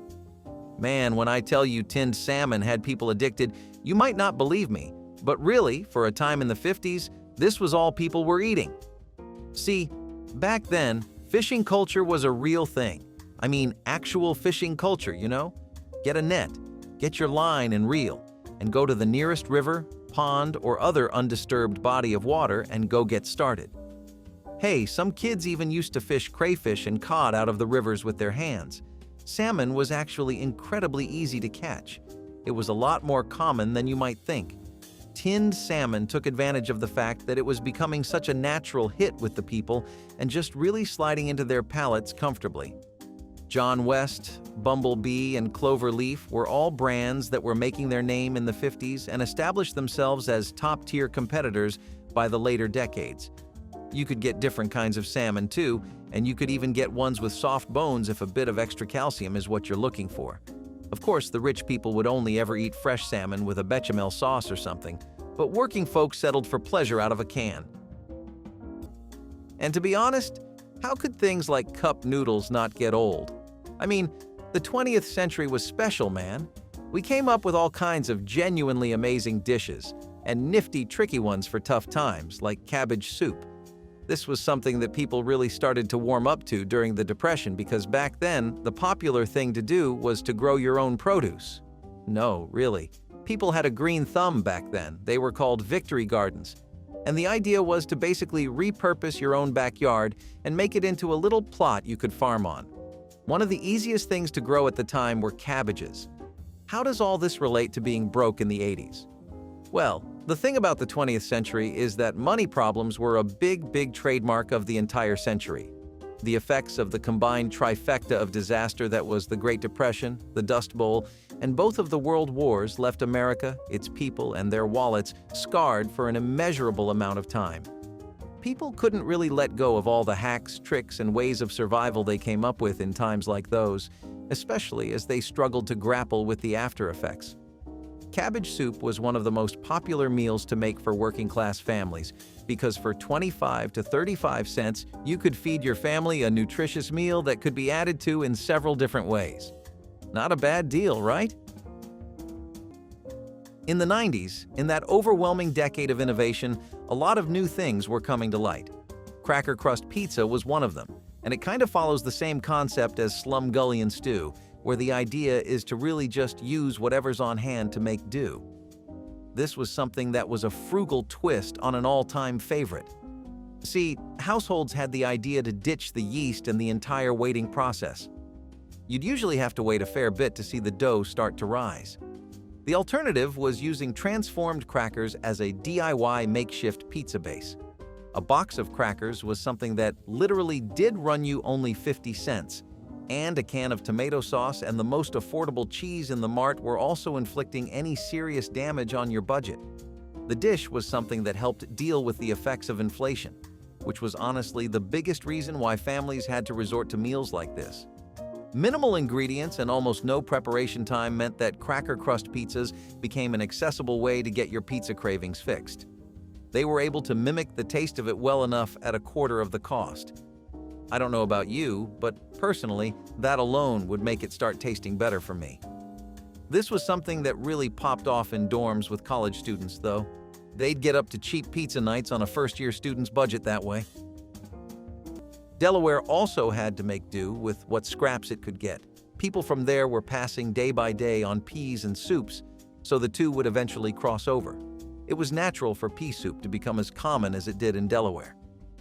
It was a way to keep hydrated, get protein, and get some carbs too, depending on the kind of peas that were available. Making soups out of anything you could was kind of just the thing to do back then. It was a really common practice that a lot of Americans started adopting because of how convenient and easy to make they were. Fried dough delights were a pretty good treat during the Depression. See, normal pastry dough and crusts were getting very out of reach for most people, so alternatives often looked like these deep-fried pastries that we're about to go into. Some of them used to be sold by street vendors, but most were often made at home. The treats became something Americans passionately indulged in, and that's how they found their place in the culture as well. The cultural roots of fried dough are pretty much rooted in their daily use, at least if you speak about the culture in relevance to the Depression. Their roots do go deeper than that, though. since it's been a thing in America since at least the 17th and 18th centuries. In the 1920s, fairs and festivals that would happen would often have fried pastry or dough delights for sale, and most street vendors would often sell them too. While the fairs and festivals definitely stopped, street vendors never failed to see the business opportunity in fried dough delights. Push carts, especially in urban areas where people still had a bit of money to spare, became one of the most common sights to see in a city. That was how people satisfied their sweet tooth. And I'll admit, it's one part of daily American life that didn't get hit lethally hard by the Depression. Pickled vegetables were the ultimate solution for long-term nourishment when fresh produce was a fleeting luxury. Families in the Great Depression knew how to make their gardens work overtime, and pickling was a go-to way to stretch the harvest into lean winter months. If it grew, it could be pickled. Cucumbers, green beans, cabbage, and even watermelon rinds were preserved in tangy brine. The process was simple but ingenious. Jars were packed with vegetables, vinegar, salt, and spices to become shelf-stable pantry stars. Preserving food with pickling didn't just preserve the food, it elevated it. Pickled vegetables gave sharp, zesty flavors to otherwise bland meals, bringing a taste of summer to the dead of winter. Pickling was more than a food preservation method. It was a communal activity. Neighbors swapped jars, families shared brine recipes, and pickling became a way to connect during hard times. Nothing was wasted. Even scraps that would have otherwise been discarded had a second life in the pickle jar. Real quick, if you're loving this content as much as we loved making it, hit subscribe to stay connected and help us reach even more amazing folks like you. Pickled vegetables are a trendy addition to charcuterie boards these days, but during the Depression, they were a necessity. But for families who were barely making ends meet, a pantry full of jars of pickled vegetables wasn't just a source of food, it was a source of pride and security. What if you opened a can and slid out an entire chicken, gelatinous and glistening in all its preserved glory? Isn't that the stuff of a culinary horror story? But the canned whole chicken was a practical miracle for struggling Depression families. It was exactly what it sounded like, an oddity. A fully cooked chicken stuffed into a tin, bones and all, sitting in a salty broth that turned to gelatin when chilled. No one could afford to be picky in the 1930s, but the sight of it wobbling onto a plate might have been enough to make someone lose their appetite. The process of making canned whole chicken was fascinating. First, the chicken would be fully cooked and then packed into a tin with broth. After the can was sealed, the gelatin formed as the contents cooled, helping to preserve the meat and provide a long shelf life. While it didn't have the tender, fresh flavor of a roast chicken, it was a surprisingly adaptable ingredient. Heated whole or shredded into soups, casseroles, or sandwiches, the chicken was a versatile, cost-effective protein source. Taste-wise, it wasn't winning any Michelin stars, but it did what it needed to do: keep families fed. It wasn't fresh, but the salty flavor covered that up, and when combined with gravy or spices, it was surprisingly tasty. Canned chicken still exists, but the whole chicken in a can is a thing of the past. It's a sign of how far food preservation has come and a reminder of what desperate times can do. The canned whole chicken is gone, but those who lived through its heyday have not forgotten it. So we're going to go up to the upper class side of things for a bit. This wasn't a dish that anyone else could have afforded to make or eat back then anyway. Homemade gnocchi with noodles was still something that the relatively well-off and affluent families in the States were able to eat, and it was entirely something limited to certain parts of big urban hubs like Chicago, New York, and Washington. Gnocchi is an Italian dish, which I'm sure you already know. What's interesting is that it actually came on over to the States thanks to Italian immigrants, and back then, it hadn't become the fine dining appetizer that it's known to be today. It wasn't exactly that pricey either. Back then, Italian communities full of immigrants were still making it whenever they could. For the gnocchi, all you would need is flour, water, and dough. These were things that were out of the reach of normal people, sure, but to people with generational wealth? Well, it was mostly business as usual. Don't get me wrong, even though they were impacted by the recession and the Dust Bowl, there wasn't a single American home that wasn't. Did they draw the short end of the stick, though? Not by a long shot. This wasn't a dish you'd see anywhere outside of real bougie neighborhoods. Honey, nature's sweet, sticky miracle. While we typically think of honey as just a tasty treat for our toast or tea, it's also been a lifesaver for thousands of years. Honey's a natural preservative, and believe it or not, it can last forever. Archaeologists have found pots of honey in ancient Egyptian tombs, still perfectly edible after 3,000 years. Why is honey so special? Well, its unique combination of low moisture content and natural acidity creates an environment where bacteria and microorganisms can't grow. Essentially, honey is like Mother Nature's own preservative. In ancient times, honey was used to preserve fruits, meat, and even as a wound dressing. While your pantry might not last for 3,000 years, that jar of honey? It's good to go, forever. The ancient Greeks and Romans used honey to sweeten wine, and it even made its way into their medicinal practices. Honey was critical for survival. It was a quick source of energy, easy to store, and never spoiled. Do you like Cadbury chocolate? Me too. It's nice, isn't it? Well, if you came for their chocolate, you might just end up staying for their Smash Instant Mashed Potatoes, which, yes, really is by the same company. It became such a joke in the country at some point because of the non-stop advertising that was going around these. I mean, some of them even had Martian robots for some reason. Can you believe that? Not sure about their own planet, but they definitely did an amazing job at making it a staple name in most homes on ours. In the 1970s, American brands were really trying to follow the lead that Cadbury set over here. They wanted to capitalize on the fact that convenience food culture was now spreading even to things like mashed potatoes, which before, no one would have guessed. The flavor profile here was also eerily similar to what you would expect out of a typical plate of mashed potatoes. They had the same softness, the same mushiness, and brands like Pillsbury got pretty far ahead with their pre-made products. Anything that made dieting easier was something that people would rely on. So you had people who, on one hand, were eating cabbages and making cabbage soup, either out of frugality or a lack of, well, just about anything else, and on the other, people were eating things like shepherd's pie regularly. I mean, it wasn't just money, though, that was making people eat like this. The cabbage soup diet, for example, was a fine showcase of how the health craze had taken over a lot of people's minds. That was basically a big fat loss diet that got really trendy throughout the 80s. How does this circle back to shepherd's pie?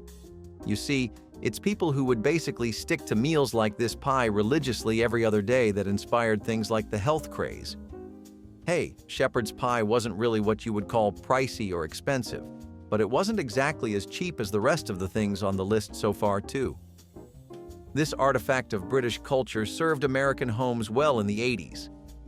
Honestly, it was more popular with families that had a lot of kids and in-laws or extended family living with them. However, the thing here is, it's just not good for you to eat pie too regularly. Maybe if that's all you eat, but if you pair that up with all the other junk people began consuming in the 80s and 90s, you start to see why this can be a pretty serious issue that inspires people to have a bit more cabbage soup. Hot dog hash is something that takes the timeless American hot dog and mixes it in with alternative ingredients that won't put you in a tight spot. Hot dogs were always one of the most cost-effective sources of protein you could ever get for yourself.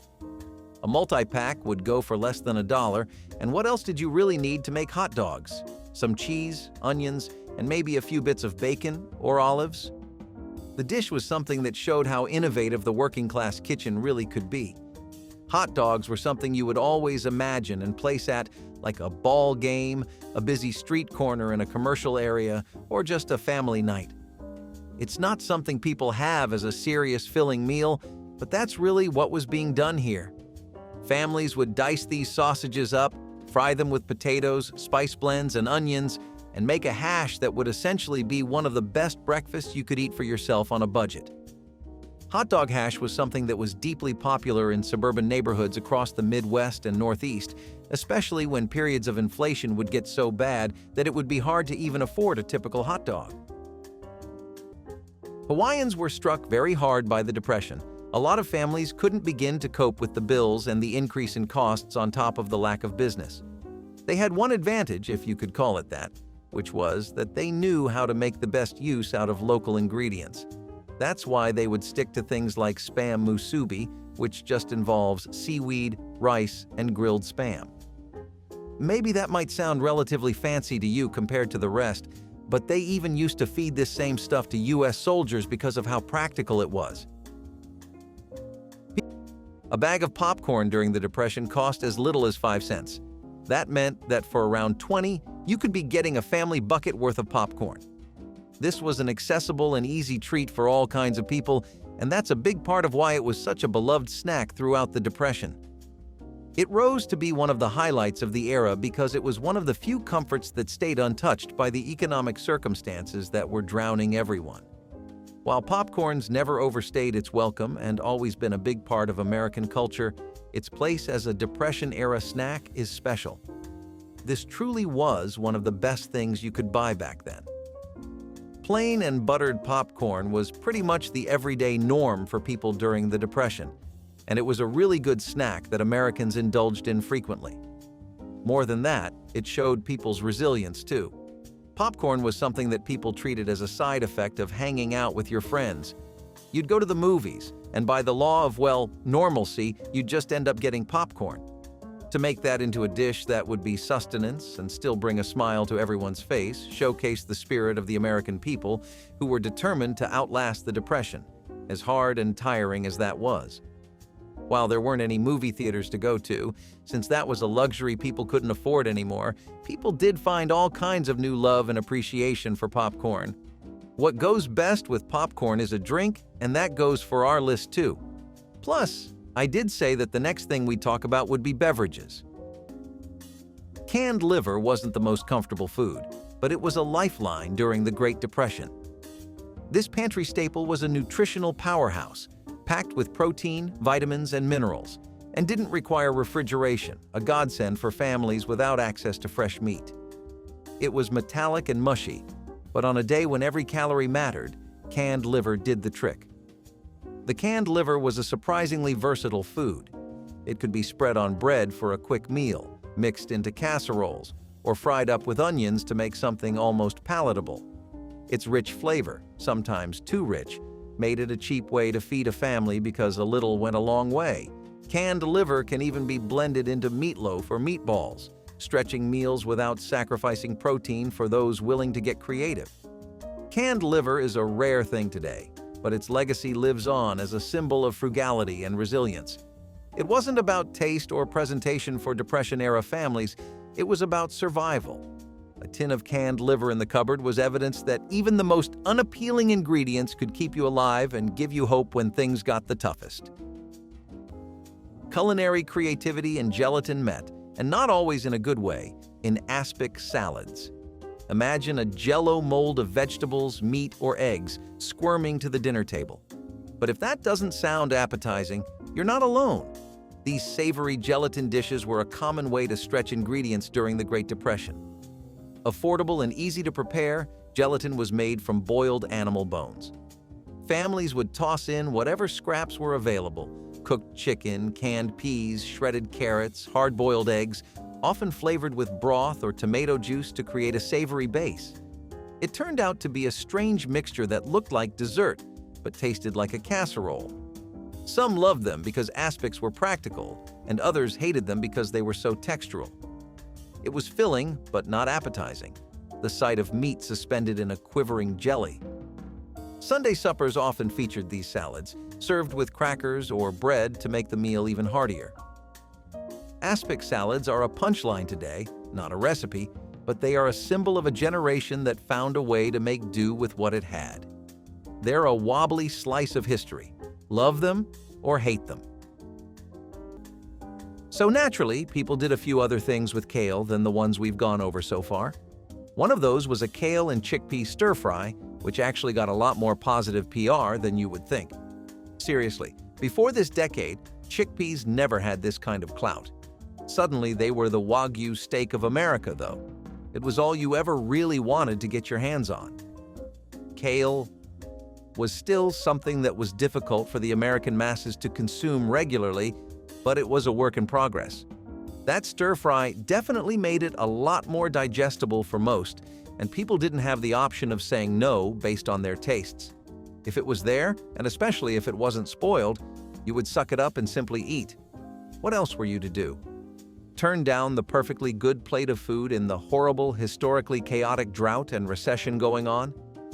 Plus, this was a good way to check off a lot of nutritional boxes that were otherwise going unfulfilled. While kale was a bit hard to get in some areas, typically ones that were farther away from markets, it was still something people got their hands on eventually, usually thanks to family.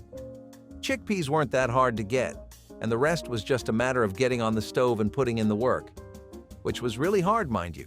People were exhausted. Fermented foods are ancient culinary marvels, combining preservation with probiotics to create flavors that stand the test of time and benefit your gut along the way. Sauerkraut was the tangy, crunchy, fermented food that's been keeping people healthy and full for centuries. We're talking about the ultimate survival food.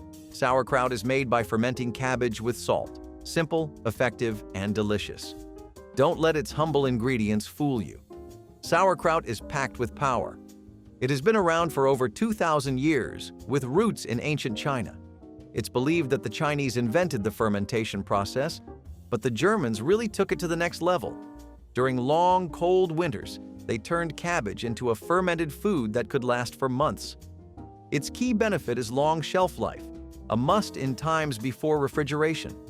Cabbage would sit in barrels, fermenting for months, ready to be eaten when fresh vegetables were hard to come by. The fermentation process packed it full of probiotics, which are great for digestion and boosting your immune system. Sailors on long sea voyages used sauerkraut to fight scurvy, thanks to its high vitamin C content. Whether piled on sausages, mixed in a salad, or just eaten by itself, sauerkraut adds a burst of flavor and history to any dish.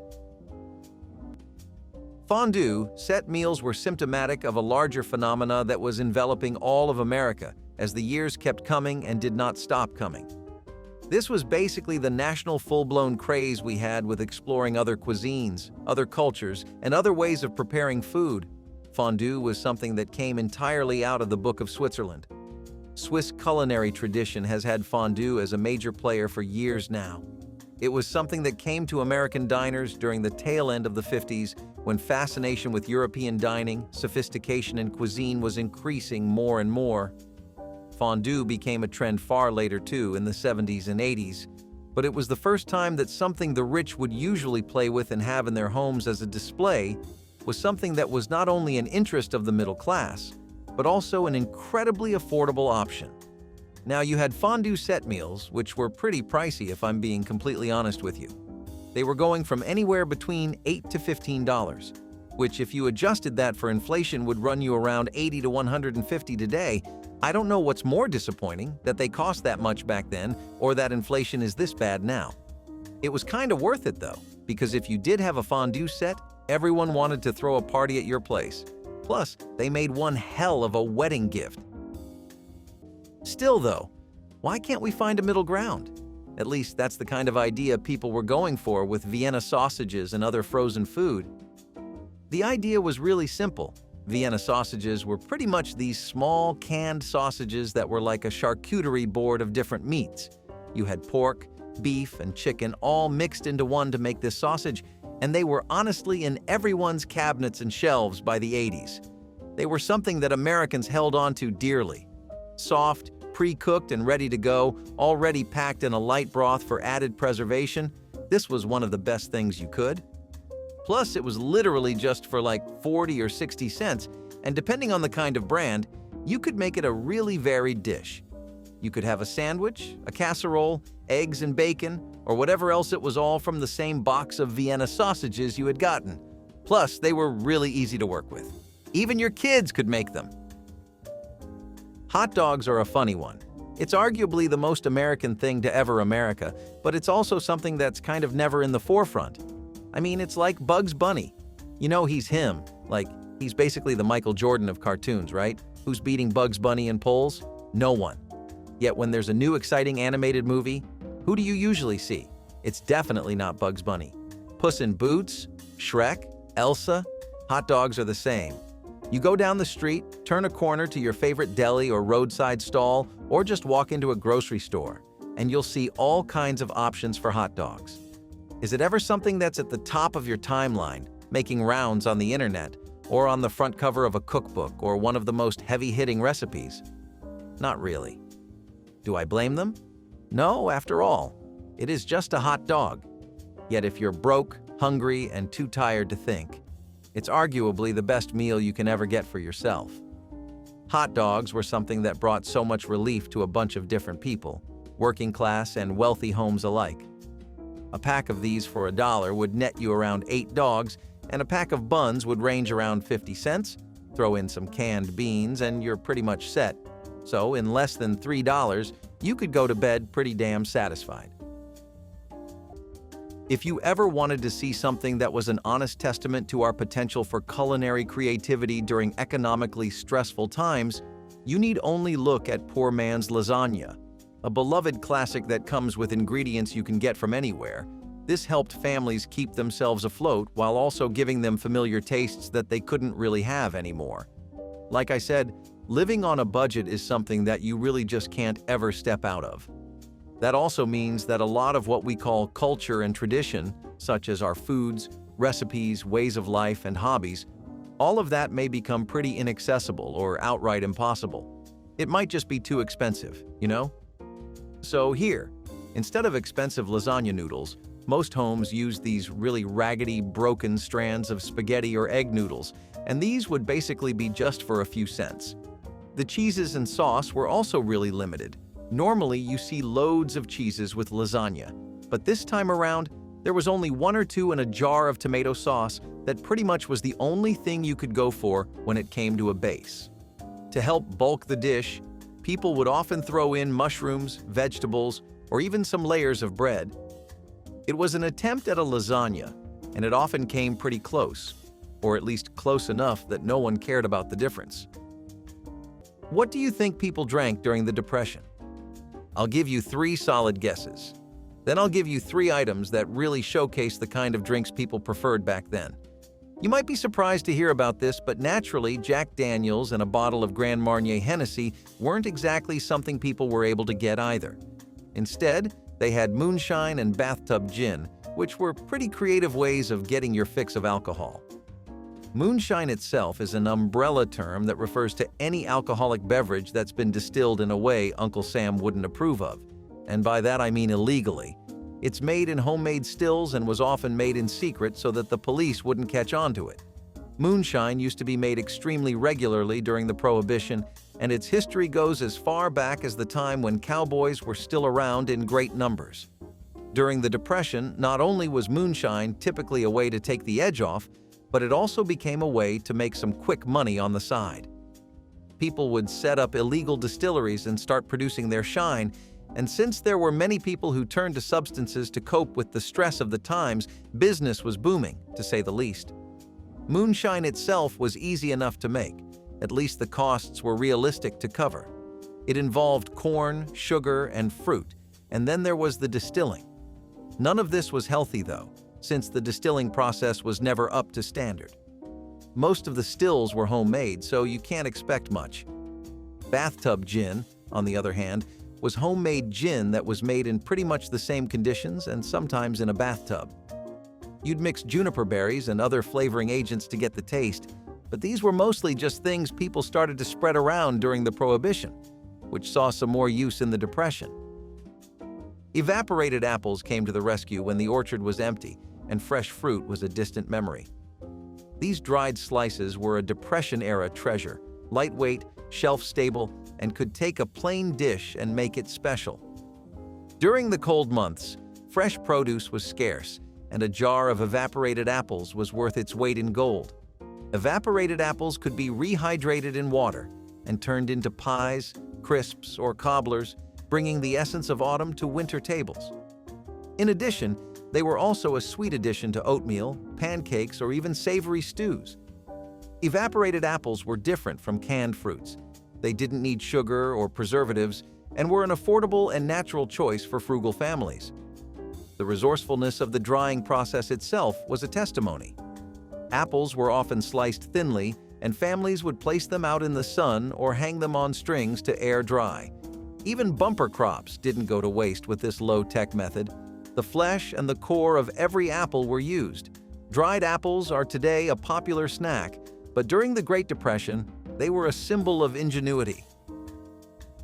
Surprise spice cake is a prime example of how Depression-era cooks knew how to turn a lack of ingredients into a culinary triumph.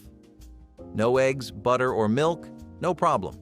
This cake was made with pantry staples and a little ingenuity, and turned out moist, flavorful, and most importantly, budget-friendly. Often the surprise was in its unexpected ingredients. Some of the versions used mayonnaise in place of eggs and oil, vinegar, or even tomato soup to add moisture.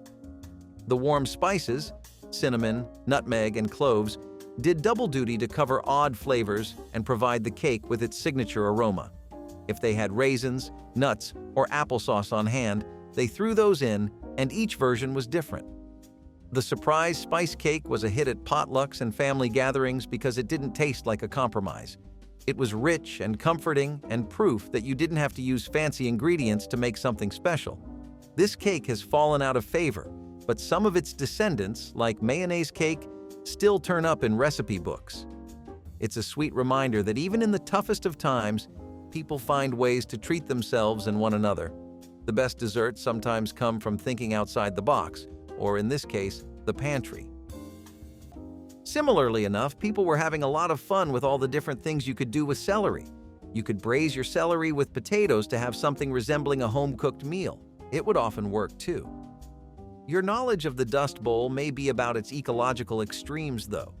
I mean, it felt like that little chunk of the planet was throwing a generational hissy fit. What people did to cope with the trifecta of war, economic breakdown, and ecological disaster was a lot more interesting, at least to me, and hopefully to you too. Do you remember how I keep mentioning those backyard gardens people had? They were known as victory gardens, and the basic idea was to basically begin farming and planting crops on whatever fertile soil you had. Since potatoes were such an easy crop to grow, and since they could last in almost every kind of environment, it became really common for people to grow potatoes along with celery in these gardens. The end result was always a dish like braised celery and potatoes or mashed potatoes alongside celery, or a stew or broth. It was pretty efficient, and it would also double as trade for people, which I'm going to talk about a little bit more in the next potato-based item. Kimchi was the spicy, fermented, downright addictive dish that's been a staple of Korean cuisine for over 2,000 years. Kimchi is much more than just a side dish. It's a nutritional powerhouse and a survival food that kept people nourished during the harshest of times. Made from vegetables like Napa cabbage, radishes, and sometimes even cucumber, kimchi gets its signature flavor from chili pepper, garlic, ginger, and fermented fish sauce. It's bold, it's punchy, and it's the food you didn't know you needed until you tried it. One of its biggest benefits was fermentation. Fermented foods like kimchi are packed with probiotics, which are great for digestion and boosting your immune system. In ancient Korea, kimchi was essential for survival, especially during winter when fresh vegetables weren't available. It could be stored for months, making it a reliable source of vitamins and nutrients. Kimchi was so important to Korean culture that during the Korean War, people would often share it with soldiers to give them a taste of home. And even today, kimchi is often served at every meal in Korea. It's like their version of the American side salad. Not only does it have an incredibly long shelf life when stored properly, but it also helps keep you healthy and adds a spicy kick to whatever you're eating. Who knew that fermented cabbage could be so versatile and life-sustaining? You might be really used to hearing about Black Forest cakes, but they were actually known as Black Forest gâteaux and were once again something that we got from Germany. So, I'll spare you the suspense. Yes, they actually did come from somewhere a Black Forest, or at least that region in Germany is why we have them today. In the culinary world that America was in right after World War II, there was this intense need for trying out not just what the British had in store, but what Europe as a whole had to offer. I just talked about this with fondue sets, but you can really see how it was spreading to our cuisine as a whole because it was overtaking breakfast, lunch, dinner, and dessert. It wasn't an everyday dessert, but it made one amazing birthday cake. Honestly, I think it became the default option for parents who didn't have any idea on what to get their kid, but still wanted to get something that felt expensive and nice. The cake itself is a real work of art, though. You get layers of heavy, rich chocolate sponge cake, giving you the perfect cocoa-centric base, and then you get chocolate sauce and coating along with cherry brandy syrup if you're following authentic German recipes. What do you think going to the gym was like in the 80s with all this? Seriously, nowadays we have all kinds of conveniences. But back then, the typical gym bro diet wasn't creatine and whey powder as a pre-workout. It was a box of egg salad sandwiches. You'd get the carbs you needed from the bread, and eggs are one of the most classic ways to get some protein in your diet anyway. So you put two and two together, and it's like the idea was calling out to you all along. No, but really, people were struggling to really fine-tune their diets according to their health needs. And it wasn't just gymaholics. All kinds of people were facing this conundrum, because on one hand, prices were rising, work was harder, shifts were longer, and whenever you would turn on the TV or hop on the net, you'd be flooded with a sea of information on how American health is going down the gutter. It would make you want to eat healthy, but eating healthy costs a pretty penny. Things like egg salad sandwiches were a really neat compromise for a lot of people, and a fairly tasty one too. By now, you must have gotten an idea of how resourceful home cooks across America can be, especially the ones who were in immigrant communities. A lot of the ones in coastal cities made do with what they could get as well, and with canning, a lot of coastal options like canned sardine fried rice became largely available to people. It was a creative and economical way to spice up sardines, which, well, let's be honest, isn't anyone's idea of a good time. What sardines are good at being is a cheap thrill, though, and Sia was right. You really didn't need a dollar bill to have fun if this is what you were going for. A long shelf life made it a pantry staple that a lot of homes could aspire to, and rice was simply a carb that helped bulk up any dish.